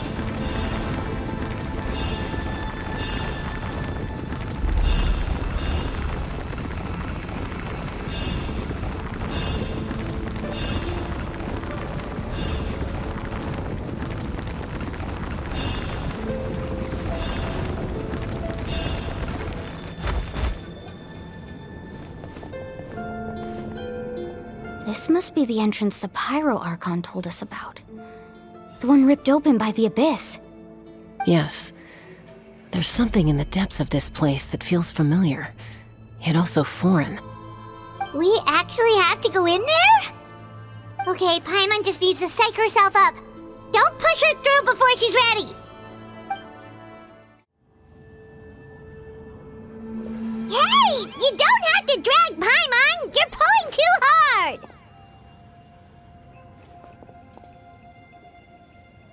Looks like we made it. This is the Night Kingdom. It looks so different from what I imagined in the stories. That overflow of energy is probably what trapped Kachina here in the first place. From this point forward, everything we know about the real world no longer applies. Anything can happen here. Paimon's more worried about how we're gonna make it out. We obviously can't go back the way we came. Do you see that patch of light on the ground? It's shining down from that fissure in the sky. Oh yeah, right in front of us. So that's coming from up there? Oh, it's so high up. Did we really fall that far down? Just like I said, our real-world knowledge doesn't apply here. We fell all this way, yet came out completely unscathed. If this was the real world, we'd have to climb our way back up to the entrance. But here, all we have to do is stand underneath the light and offer a prayer. That's it? Right. We still got a job to do. So that means all we need to do is find Kachina and bring her to this location. Exactly. This light is streaming in from the real world. It's a link between the two realms. The terrain looks difficult to navigate, and the visibility's not great either. How are we supposed to find Kachina in these conditions? Yeah, these floating black things don't look super friendly either. Those are all manifestations of abyssal power. Be careful.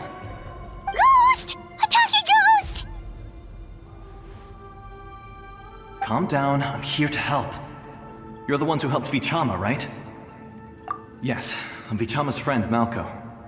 I was completely lost to this realm until I sensed a mysterious power calling out to me. It's like it was seeking me out, attempting to reassemble the pieces of who I used to be. Of course, it could only do so much. I'm sorry I can only appear before you in this imperfect form. No, we should be the ones apologizing. If the Spirit Speaker Stone hadn't become corrupted by the Abyss, we could have done much more. But we had to destroy it. Otherwise, Vichama and his tribe would have been in danger. Of course. Thank you for protecting him. I never imagined that, even after all these years, he'd still take such a risk for me. Under the power of the stone, it felt like our souls were connected. Turns out even our regrets were exactly the same. Whether in triumph or death, you want your best friend by your side. Exactly. That may not be in the cards for us, but it's not too late for you. You're looking for a young girl from the Children of Echoes, right? She's being chased by an embodiment of abyssal power. I'd like to help her while I'm still in this form, so follow me. Be careful. This place has been severely corroded by the Abyss. Paimon didn't realize it had gotten this bad. It's like a seething volcano ready to engulf our world at any moment.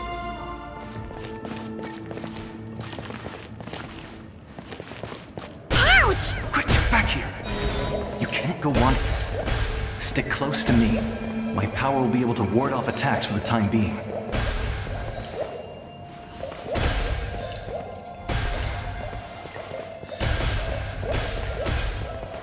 We won't be able to keep this up. Let's try another route. This way.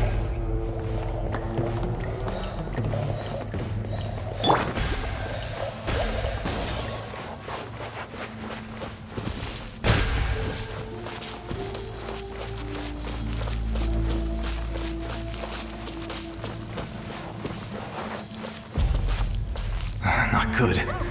More monsters. We shouldn't waste our time on them.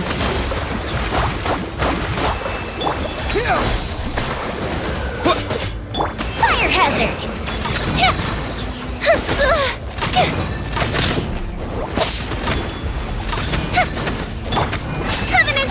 ready!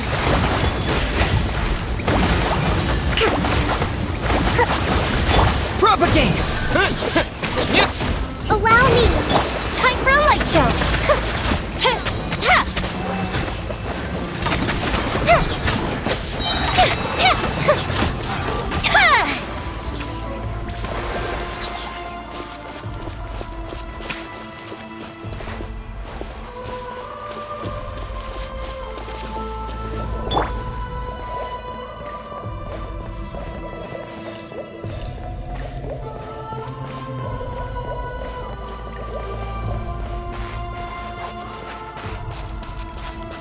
Oh, Paimon can't see anything! It's easy to get lost here. Just stick close.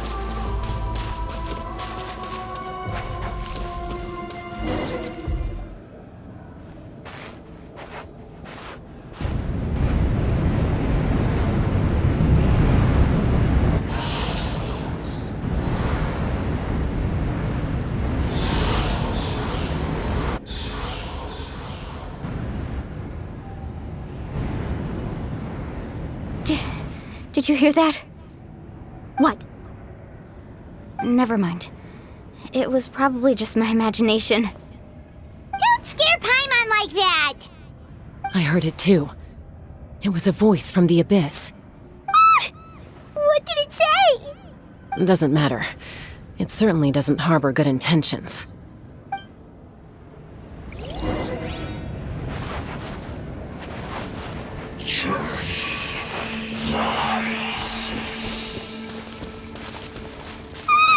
Paimon just heard it too!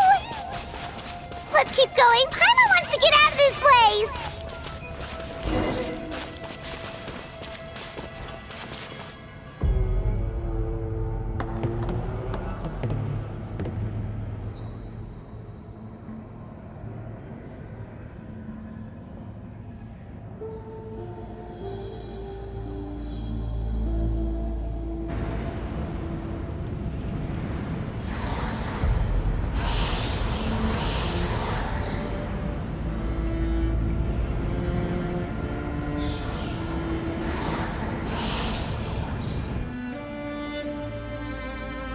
We're here, Kachina!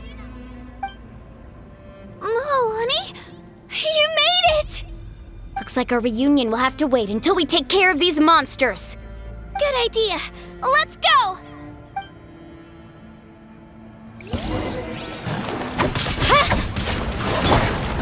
Scatter! A festive reprise! Hold the line!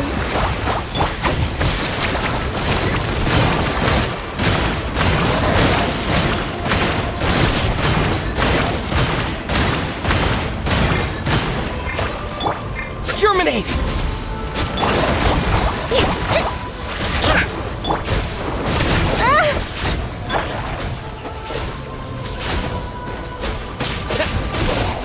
What?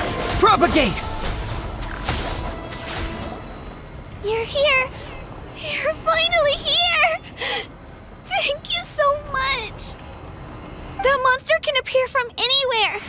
It almost caught me a bunch of times. The Wyup's power helped keep me hidden, so I just tried to stay out of sight until you got here. Atta girl. You did so well. And most importantly, you weren't hurt. Should we start heading back then? Actually, I have a request. Will you come visit the Wyup with me? I can't exactly put it into words, but something's wrong with the Ode of Resurrection. And I know it has something to do with the contamination from the Abyss. That was the Pyro Archon's theory as well. Everything we've seen here certainly seems to back it up. In the Night Kingdom, there are 6 main totem poles representing the Wyub of each tribe. You can think of them like the body of each Wyub. Additional totem poles, like the ones around here, serve as proxies to which the Wyub can extend their consciousness. There are countless proxies scattered around the Night Kingdom. Through them, the Wyub can extend their consciousness over the entire realm and track down souls no matter where they roam. But if a proxy were to become severely contaminated, then a soul could become lost within the Night Kingdom.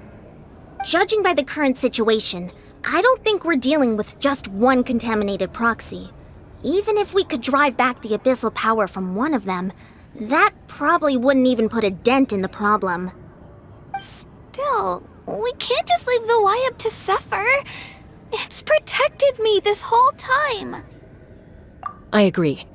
We might even manage to draw out the monster that's been hunting Kachina. Getting rid of the monster might slow down the deterioration of the Night Kingdom.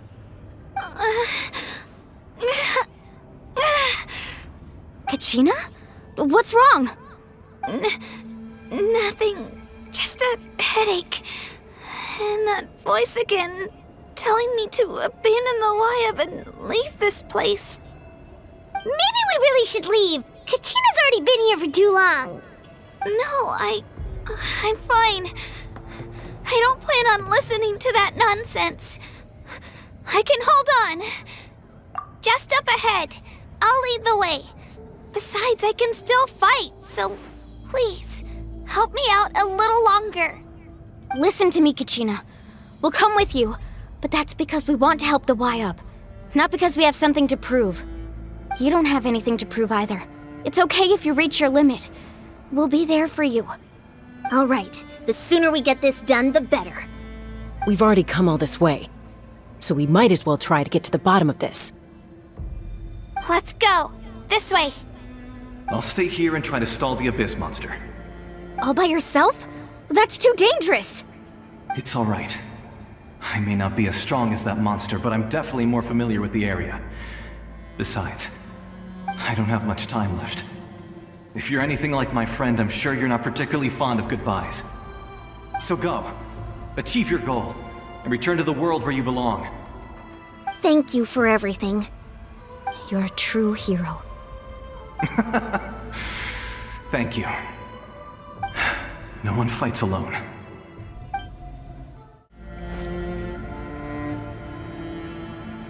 Wyab? Wyab! I'm back! My friends and I are here to heal you. Wyab, can you hear me? Wyab? So we were right. The contamination is already too severe.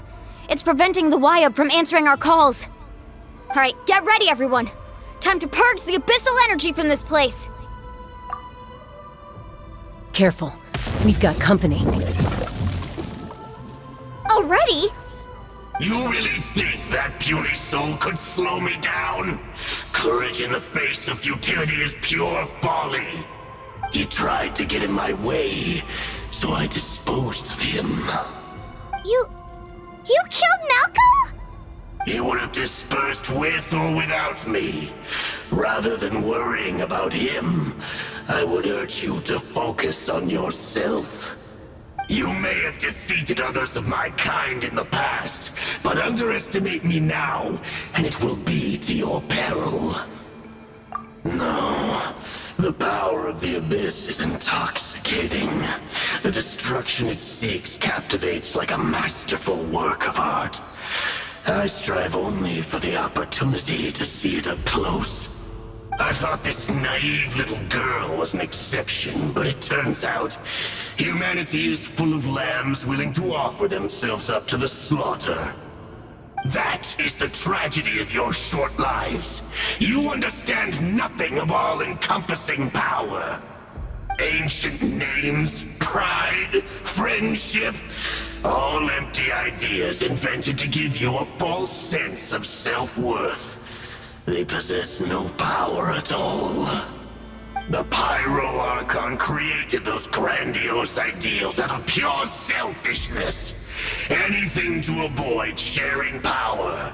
Anything to avoid handing over the primordial gift to ordinary people like you. Don't believe me? Then ask yourself, why is the Pyro Archon strong beyond measure, while you, Kachina, remain so pathetically weak? Kachina, give me your hand.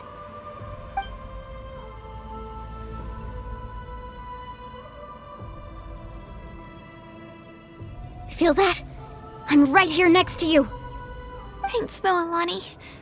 You're right. I have nothing to fear. Because I'm not alone anymore. You're right. Maybe comforting ideals don't have any power. But you also couldn't be more wrong. You've never had to work for your own strength, so you will never understand the true source of our power. What? The courage we have to stand before you and not back down? It comes from our friendship. The power lies not in the ideal itself, but in our commitment to upholding that ideal, and in our decision to stand together and fight! Well said! Let's go, Kachina. It shouldn't take more than 2 of us to handle an enemy like this. Sorry in advance, but you deserve what's coming to you! There aren't many in Natlan who can beat us when we're together. It's time he got a taste of that kind of power. From the ashes, hear the Okugo, let's ride! Surf's up! Catch an epic wave!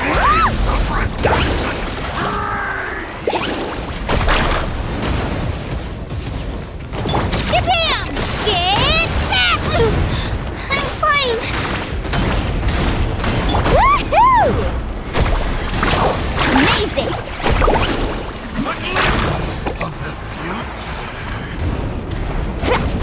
Need a surfboard? What a small fright!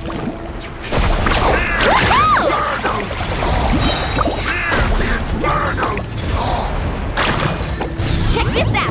Best of luck! The flame the thieving world is already. We won! We actually won! That's what he gets for underestimating you two. Fantastic work, Kachina! Absolutely fantastic!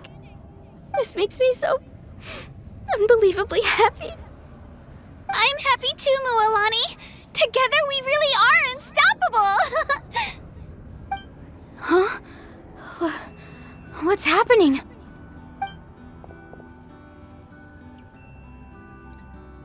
My ancient name is glowing? But I thought I didn't bring it with me!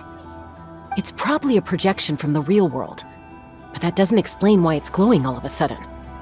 Wait, does that mean you're...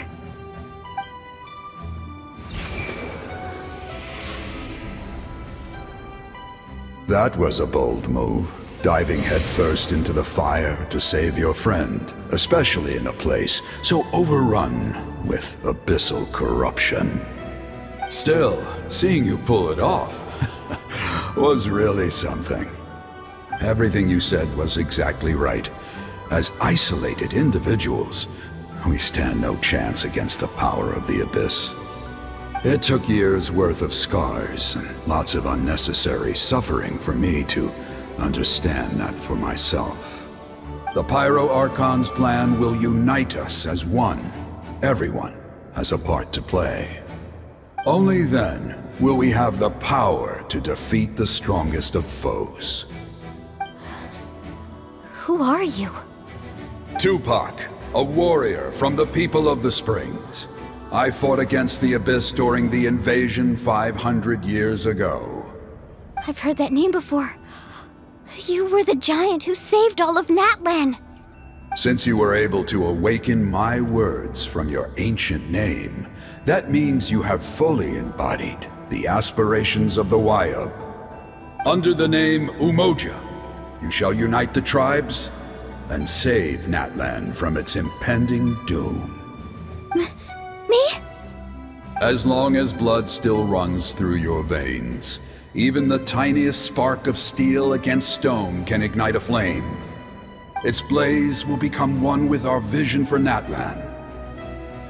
Even amid everlasting darkness, our bonds remain eternal.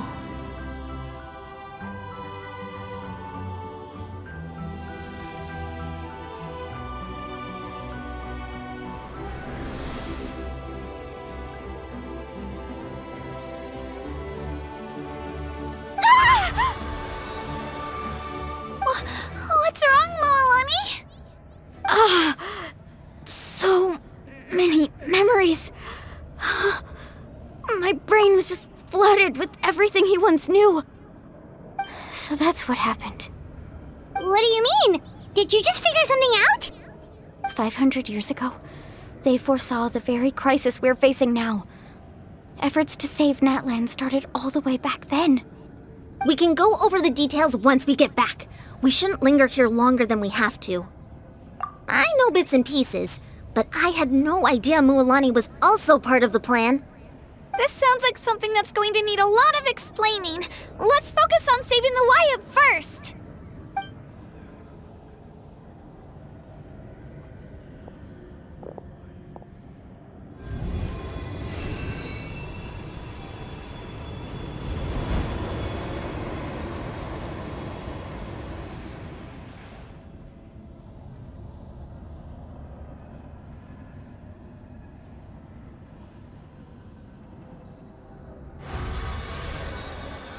Okay, that should be enough. Wyatt? Can you hear me?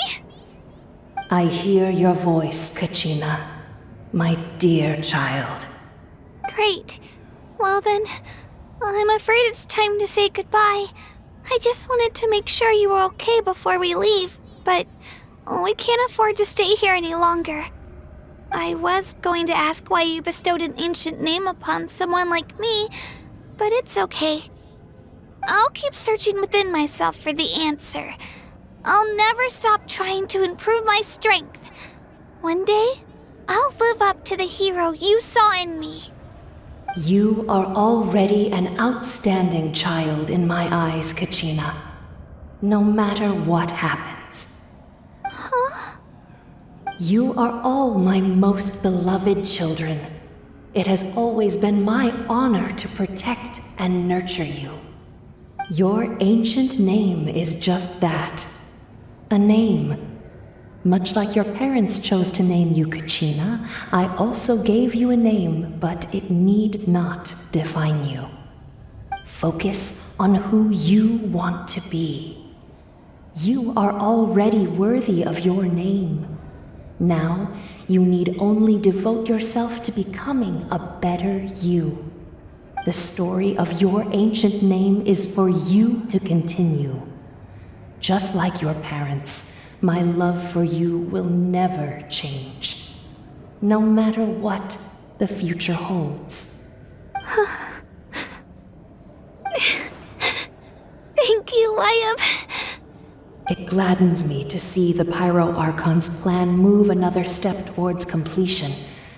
But it is time for you to leave this place. The situation here is getting worse. Go now, my children. Save Natlan on behalf of all you hold dear. I know we've never met before, Wyatt, but I just wanted to say thank you for encouraging Kachina. It was exactly what she needed to hear. Whoa! What's going on? An earthquake? We're out of time. It's the power of the Abyss. Quick, we need to run!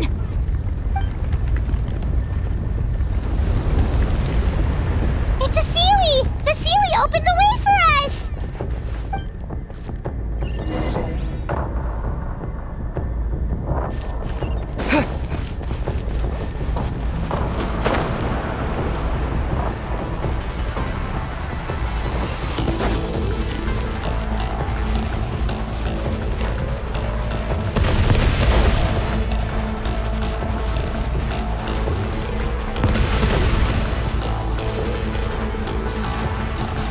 Opening in the sky! It's closing! We need to hurry, or we'll be stuck here!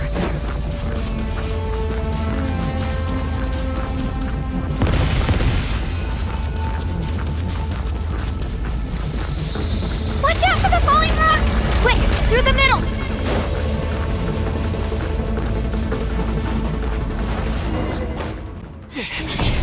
Come on, faster!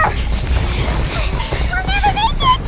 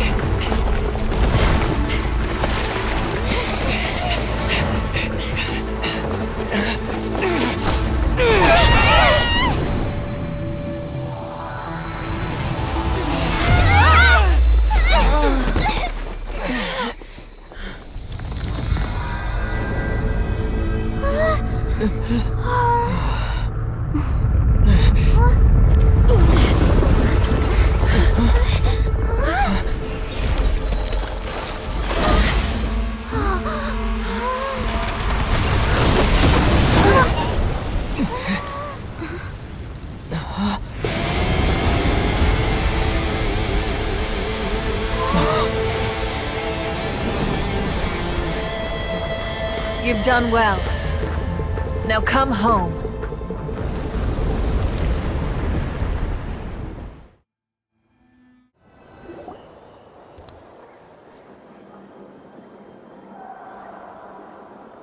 We're back! The Pyro Archon saved us. But she's not here. Yeah, didn't she say she used it all up? She's still in the Speaker's Chamber. What we saw in the Night Kingdom was just her consciousness. So you're saying her consciousness did all that? Every great display of power comes at a price.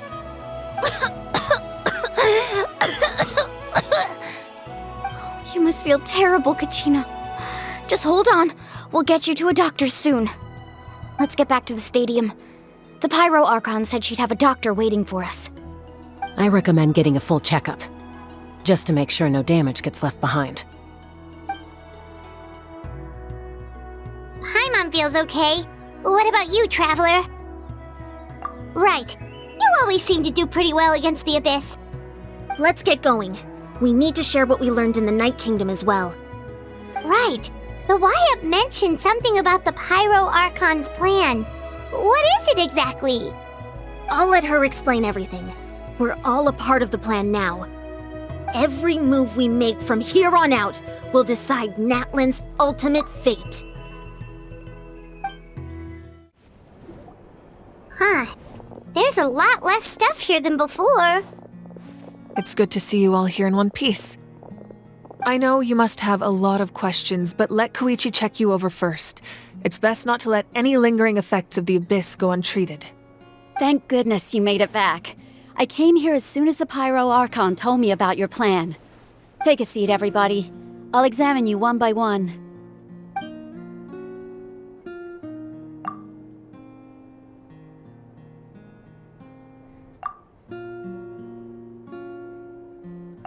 All right, that should do it for now. But just to be safe, I'll perform another checkup in a couple of days. I have to say, though, I've never seen anyone react to the Abyss like you, Traveler. It's like you're completely immune to its power. He always has been special like that. He can even purify its power. Wait, now that you mention it, Paimon doesn't think she's affected either. Given the current situation, that ability will likely play a great role in the events to come. Of course. I still have patients to see, so I'll head out. Thank you, Koichi. All right, all right. We might not see eye to eye, but we both had good intentions. Just give it time. I'm sure we'll figure things out between us one day. Yeah.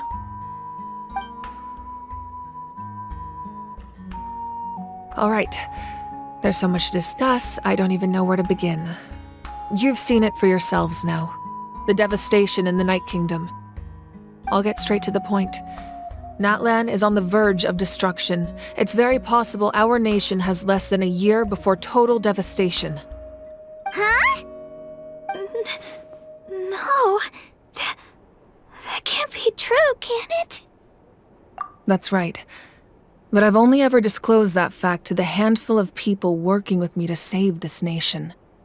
Our looming destruction is not a recent development, but the inevitable conclusion of the disaster the Abyss initiated 500 years ago. Mulan told us a little bit about that. 500 years ago, all the nations of Teyvat were invaded by the Abyss. Unlike the other nations, Natlan never had stable and deep-rooted ley lines, so we suffered the worst of the invasion. The battle against the Abyss was exceedingly long and brutal. In the end, victory came at the cost of our civilization and countless lives. Even then, it took centuries of solving the disasters caused by the Abyss to finally achieve the peace we know today. And still, this is but a superficial victory. The forces of the Abyss have merely been driven back underground. Their threat to Natlan remains as real as ever. I'd never have guessed. The problems plaguing the Night Kingdom are all the more complicated because that realm is essentially functioning as Natlan's ley lines. Immediately after the war, our calculations estimated that we would have a maximum of 500 years before the Night Kingdom was completely lost to the Abyss. But at that time, we were a nation of the destitute. Our people no longer believed in victory, nor did they hold hope for the future. Our civilization was dying, our faith crumbling, and the line of power passed down from the Wayab nearly severed. If we didn't bring the nation back together, it would be foolish to even dream of defeating the Abyss in the future. So, the Archon had a long and involved discussion with the heroes of each tribe, and finally came up with a 500-year-long plan to save Natlan. So that's what happened. After finding Kachina, I encountered a strange figure who gave me a series of new memories. Since the plan was mentioned in those memories, I guess I've been chosen to play an important role in it. But there's still something I don't understand. Those memories showed me the Pyro Archon from back then. And it was you. Huh? But that doesn't make any sense! The Pyro Archon is supposed to be human. It's impossible for a human to live that long. That's right. The hardest thing for humans to overcome has always been time, or rather, the natural limitations of our lifespan. A god can extend a human's life by using a certain amount of divine power, or subjecting them to a curse. But, as we all know, Natlan doesn't have gods like that. We can only rely on our own methods. A human life is like a flame destined to be extinguished. 500 years ago, I placed my life within the sacred flame. Only by dying before my time could I have the chance to wake up again. So, in other words, this is your second life? Yes. We only managed to defeat the Abyss all those years ago because the tribes came together as one. If the Natlan of the future was to have a fighting chance, the Pyro Archons that came after the war had to rebuild the decimated tribes. The goal was to reunite the people and restore the strength of each tribe's Wayab. Once a tribe was back to its full strength, the tribe's Wayab would select a hero, indicating the tribe was once again ready for war. The Chosen would then stand by my side in defense of our nation, just like great heroes of old 500 years ago. So that means I'm one of the Chosen? That's right. You bear the ancient name Umoja, the same one held by the hero from your tribe 500 years ago. It means unity. After your adventure in the Night Kingdom, I trust you've come to fully understand the meaning of that name. So in other words, you always knew who the Wayab were going to pick from each tribe? Yes. According to the plan, each tribe was supposed to have been fully restored by the time I awoke. But something went wrong along the way. The 6 heroes successfully inherited the ancient names from 500 years ago, but the intel regarding the plan wasn't passed on to them. Once again, it comes down to the deterioration of the Night Kingdom. Communication between the Sacred Flame and the Wayab has been blocked. Just like how the Ode of Resurrection failed to bring Kachina back. Exactly. It's just another tactic the Abyss is using against us. The Abyss may not possess intelligence, but its methods certainly aren't easy to counter. If we want to unblock that information from being passed on, my presence alone isn't enough. The ancient name-bearer must establish a greater connection to their name. So, I've tried my best to help them from the sidelines.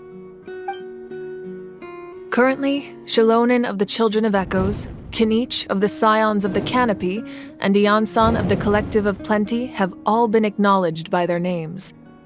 During your adventure, you too earned the acknowledgement of your Wayab, Mualani. In the process, you gained the memories stored within your name. Well, we have less than a year! Yes, but we have no choice. We cannot start the plan until all the heroes have been gathered.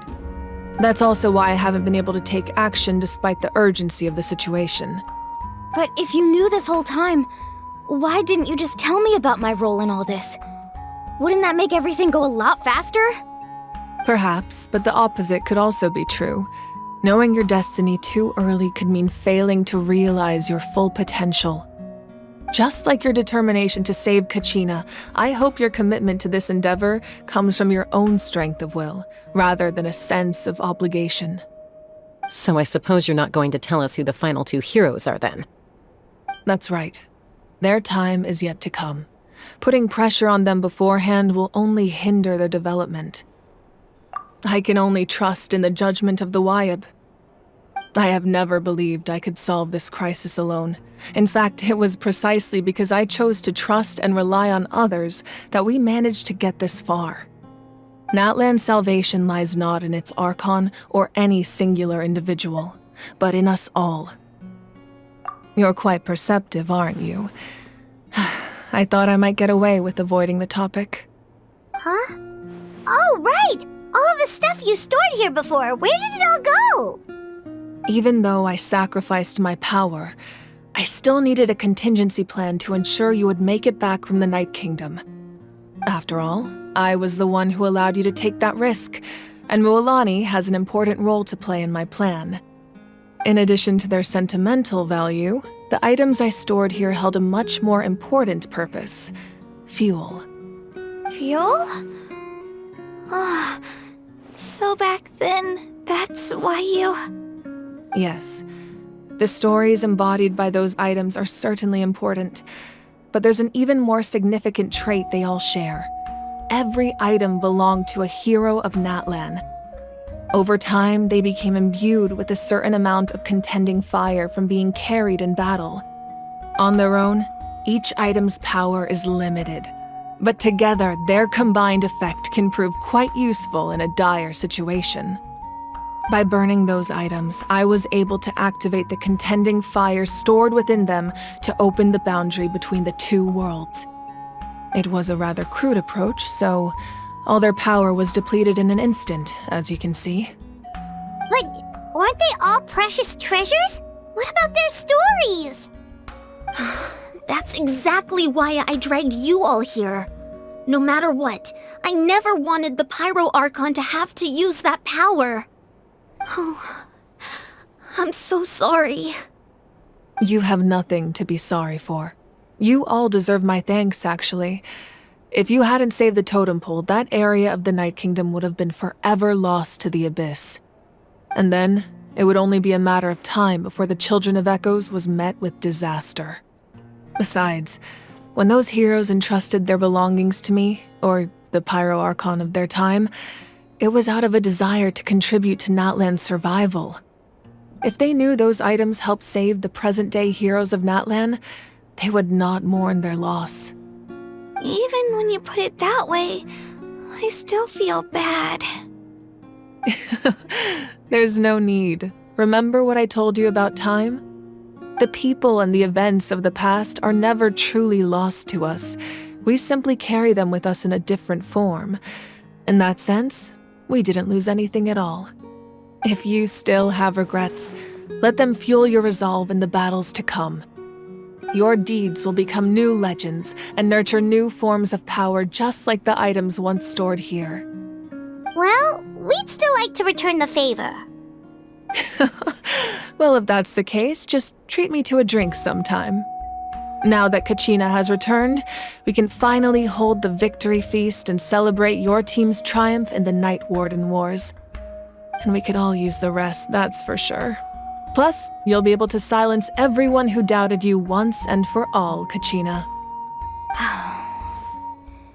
Still, now that I know the danger we're facing, having a victory feast doesn't feel right. Try not to let it get to you. It's important to stay calm. Worrying about it will only affect your judgment. All right, you should head out. I'll join you in a bit.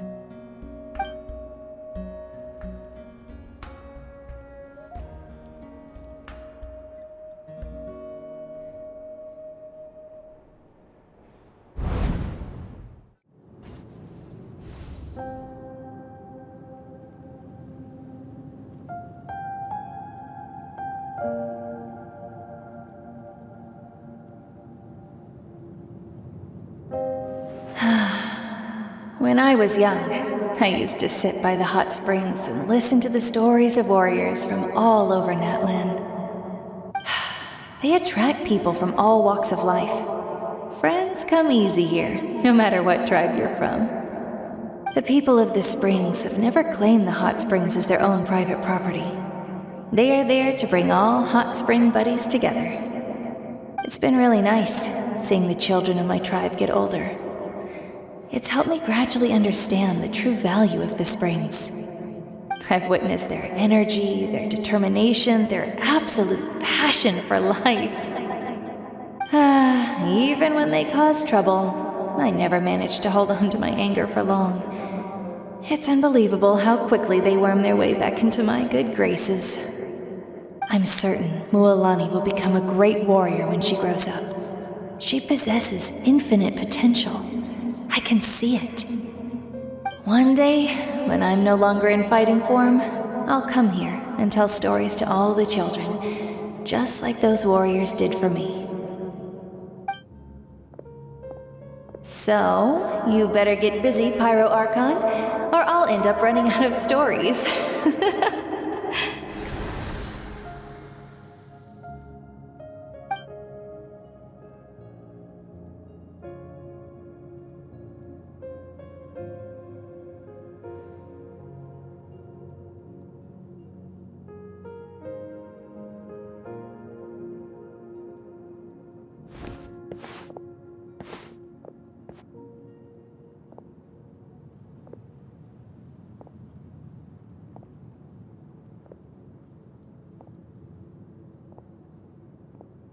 Our nation is engulfed in darkness. Our tribes stand divided, and yet you promise victory in the distant future. The Abyss is a cunning enemy, one that I faced in battle many times. Were that not the case, I would never understand exercising this degree of caution. My rage will never know absolution, and my power will no longer aid you in victory. But you came to me because you knew you could convince me with just a single sentence. I understand your choice. The heroes of today will forge the path ahead with blood and fire. Just remember to earn us the victory we are owed. Otherwise, rest assured, I'll find a way to collect the debt. For Natlan.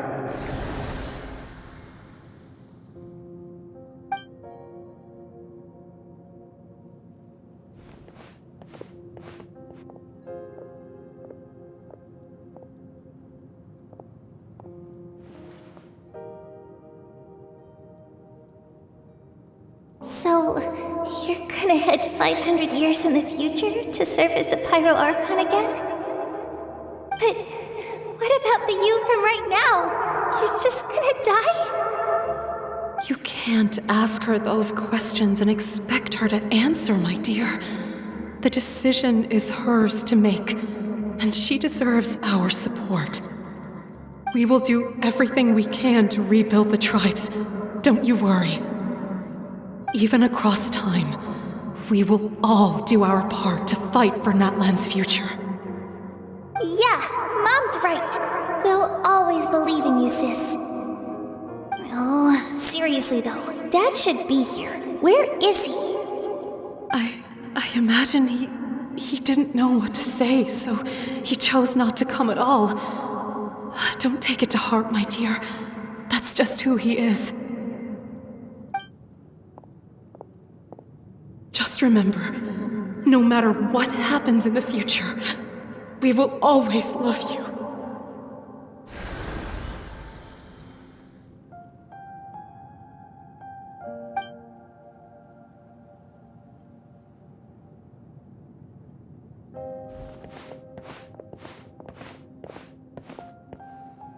I'll come find you one day. I know I can't live that long, but I'll think of something. There has to be a way for us to meet again one day. If there's an answer out there somewhere, I'm gonna find it. So, don't forget about me.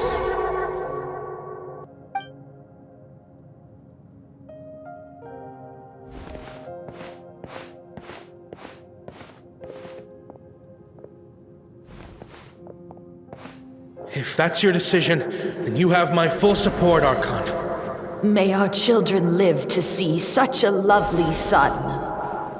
For Natlan! No one fights alone.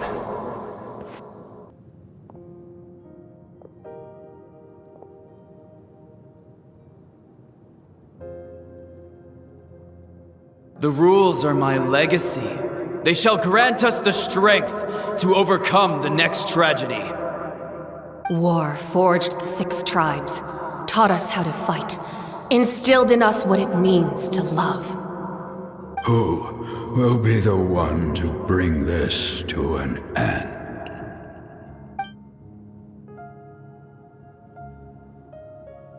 We are the inheritors of memory and legend. Those who grew alongside sun and wind. Those who forged our own destiny and future. That is Natlan's fire, the lifeblood of our nation.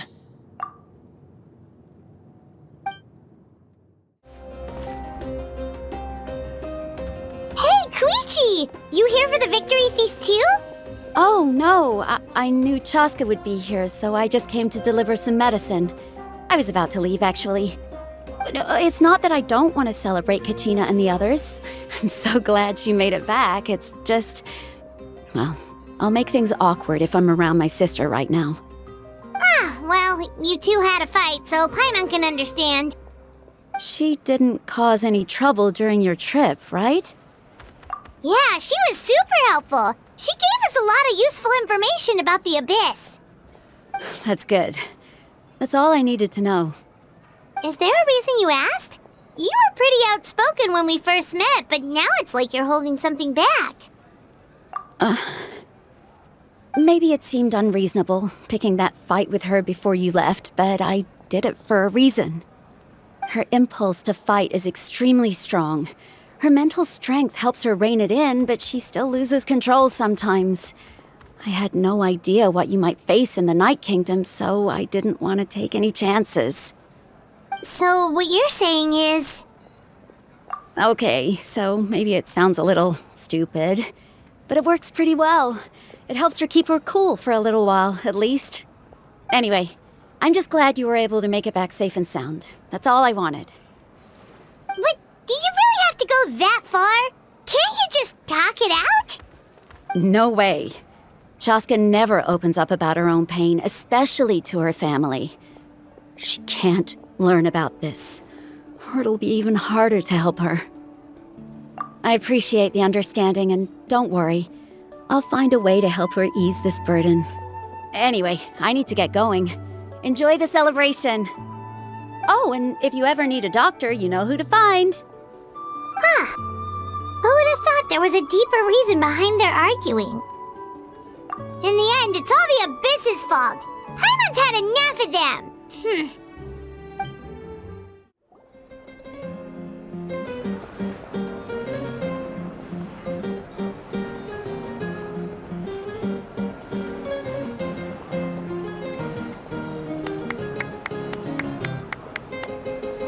Let's give a huge round of applause to our brave young warrior, Kachina! Woohoo! Well done, Kachina. Thank you, everyone. I'm so glad I finally made it. I always knew you could do it. With so much potential at your age, you have a great future ahead of you. You're one to talk. Don't think I didn't know you were the first person to abandon your team. I'll be dealing with you when we get back. I had no choice. My friend invited me. I couldn't just say no. Oh, really? So you weren't just trying to get ahead in the first round?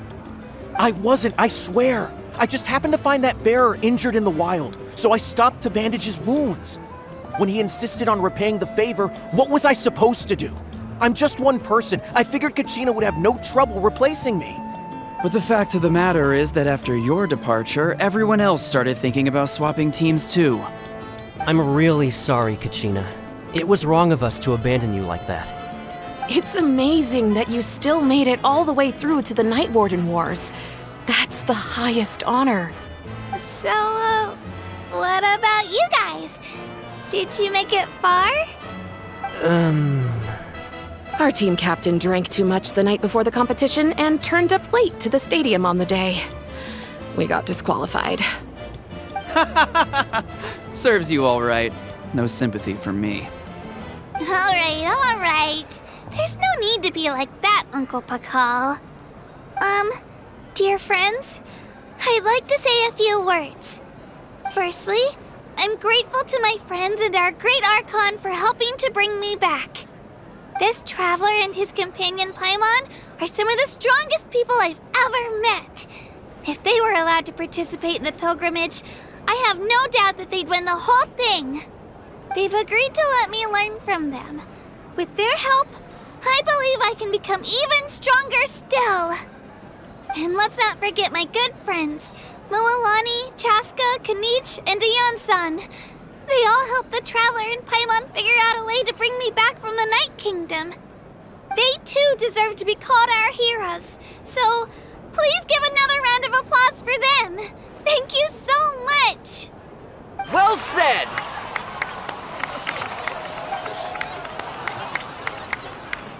I'll drink to that.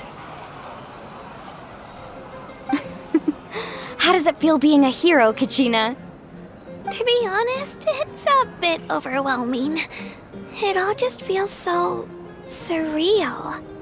Well, you better get used to it! Next up, undefeated champion! Hey, please don't make fun of me. My apologies. I knew more than I let on. Everything comes at a price, and most heroes aren't people who set out to become a hero. If you cling too tightly to your goal, you end up losing things that are far more precious. But in any case, we're now on the same page. I wonder how long before the two final heroes appear. From the Flower Feather Clan and the Masters of the Night Wind. I've been through so much all at once. Everything still kind of feels like a dream. Are you still feeling unwell? Nope, all better now. I told you I bounced back pretty quick, so don't worry about me. I bet you guys must be tired though. Make sure you get some good rest tonight. You gotta recharge so you'll be in the mood to have fun. At previous victory feasts, you'd always find me in the crowd singing and dancing. But after what I found out today, it's too much. I'm still trying to process it. It does feel weird seeing you so out of sorts. Is this another pearl of wisdom based on your adventuring experience? Well, Paimon agrees with the Traveler. Everyone's come together to celebrate Kachina's achievements. That's gotta be a first. You're right. Kachina looks really happy. And now I'm being the moody one. Ugh, enough doom and gloom. Time to shake it off. It cost us a lot, but we got Kachina back safely, and that's what matters. There'll be even tougher challenges coming our way in the days ahead, though. We'll have to train harder, make sure we're in peak condition. That includes you, Paimon. I can do a special one-off session to show you the ropes. Interested? No thanks. It's rare to meet travelers as strong and brave as yourselves.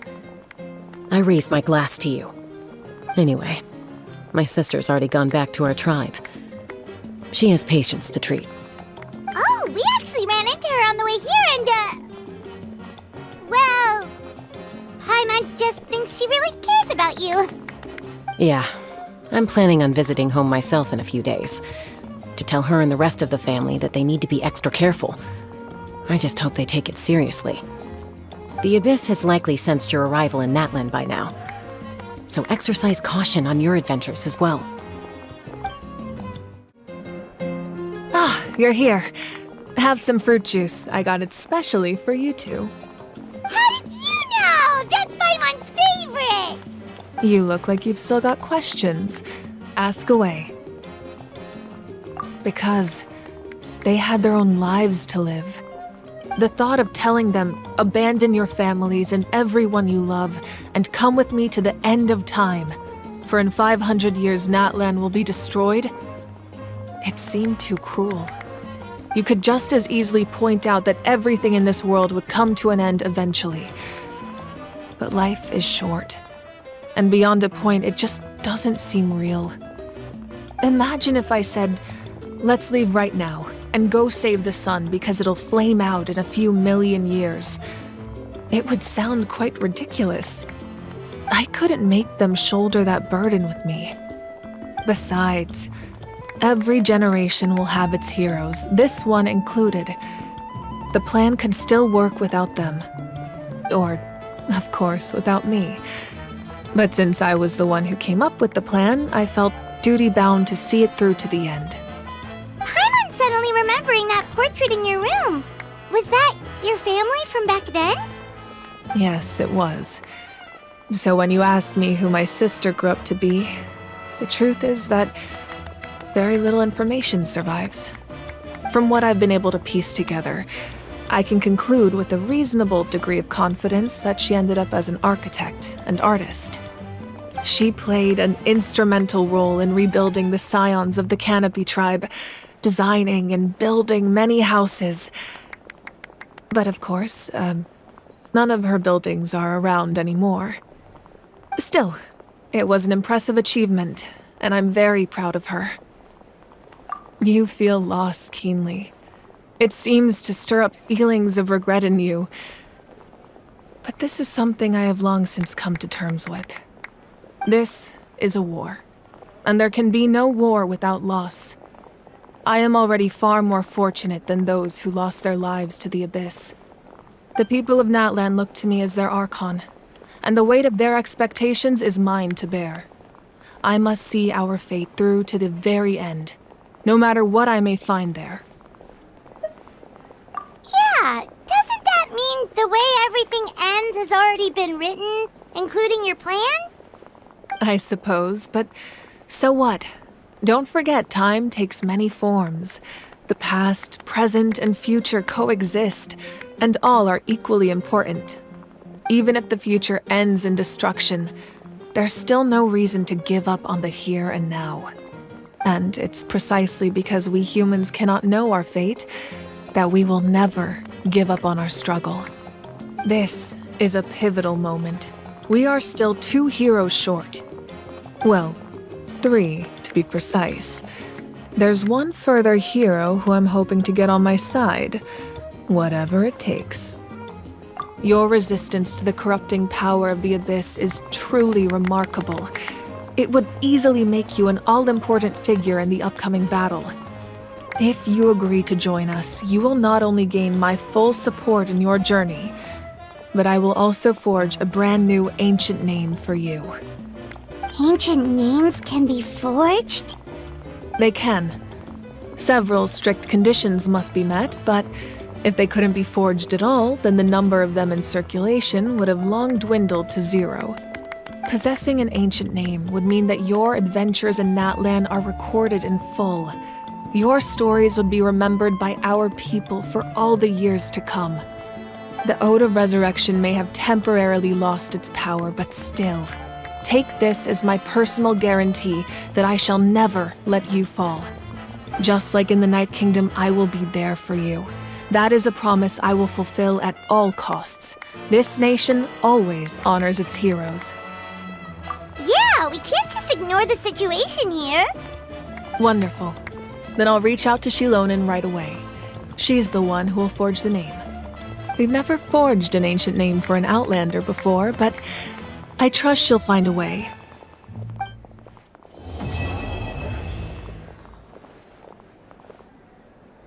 My lord, we've received word that the Pyro Archon has lost much of her power. Although your injury complicates things, this is most certainly the opportune time to seize the Gnosis.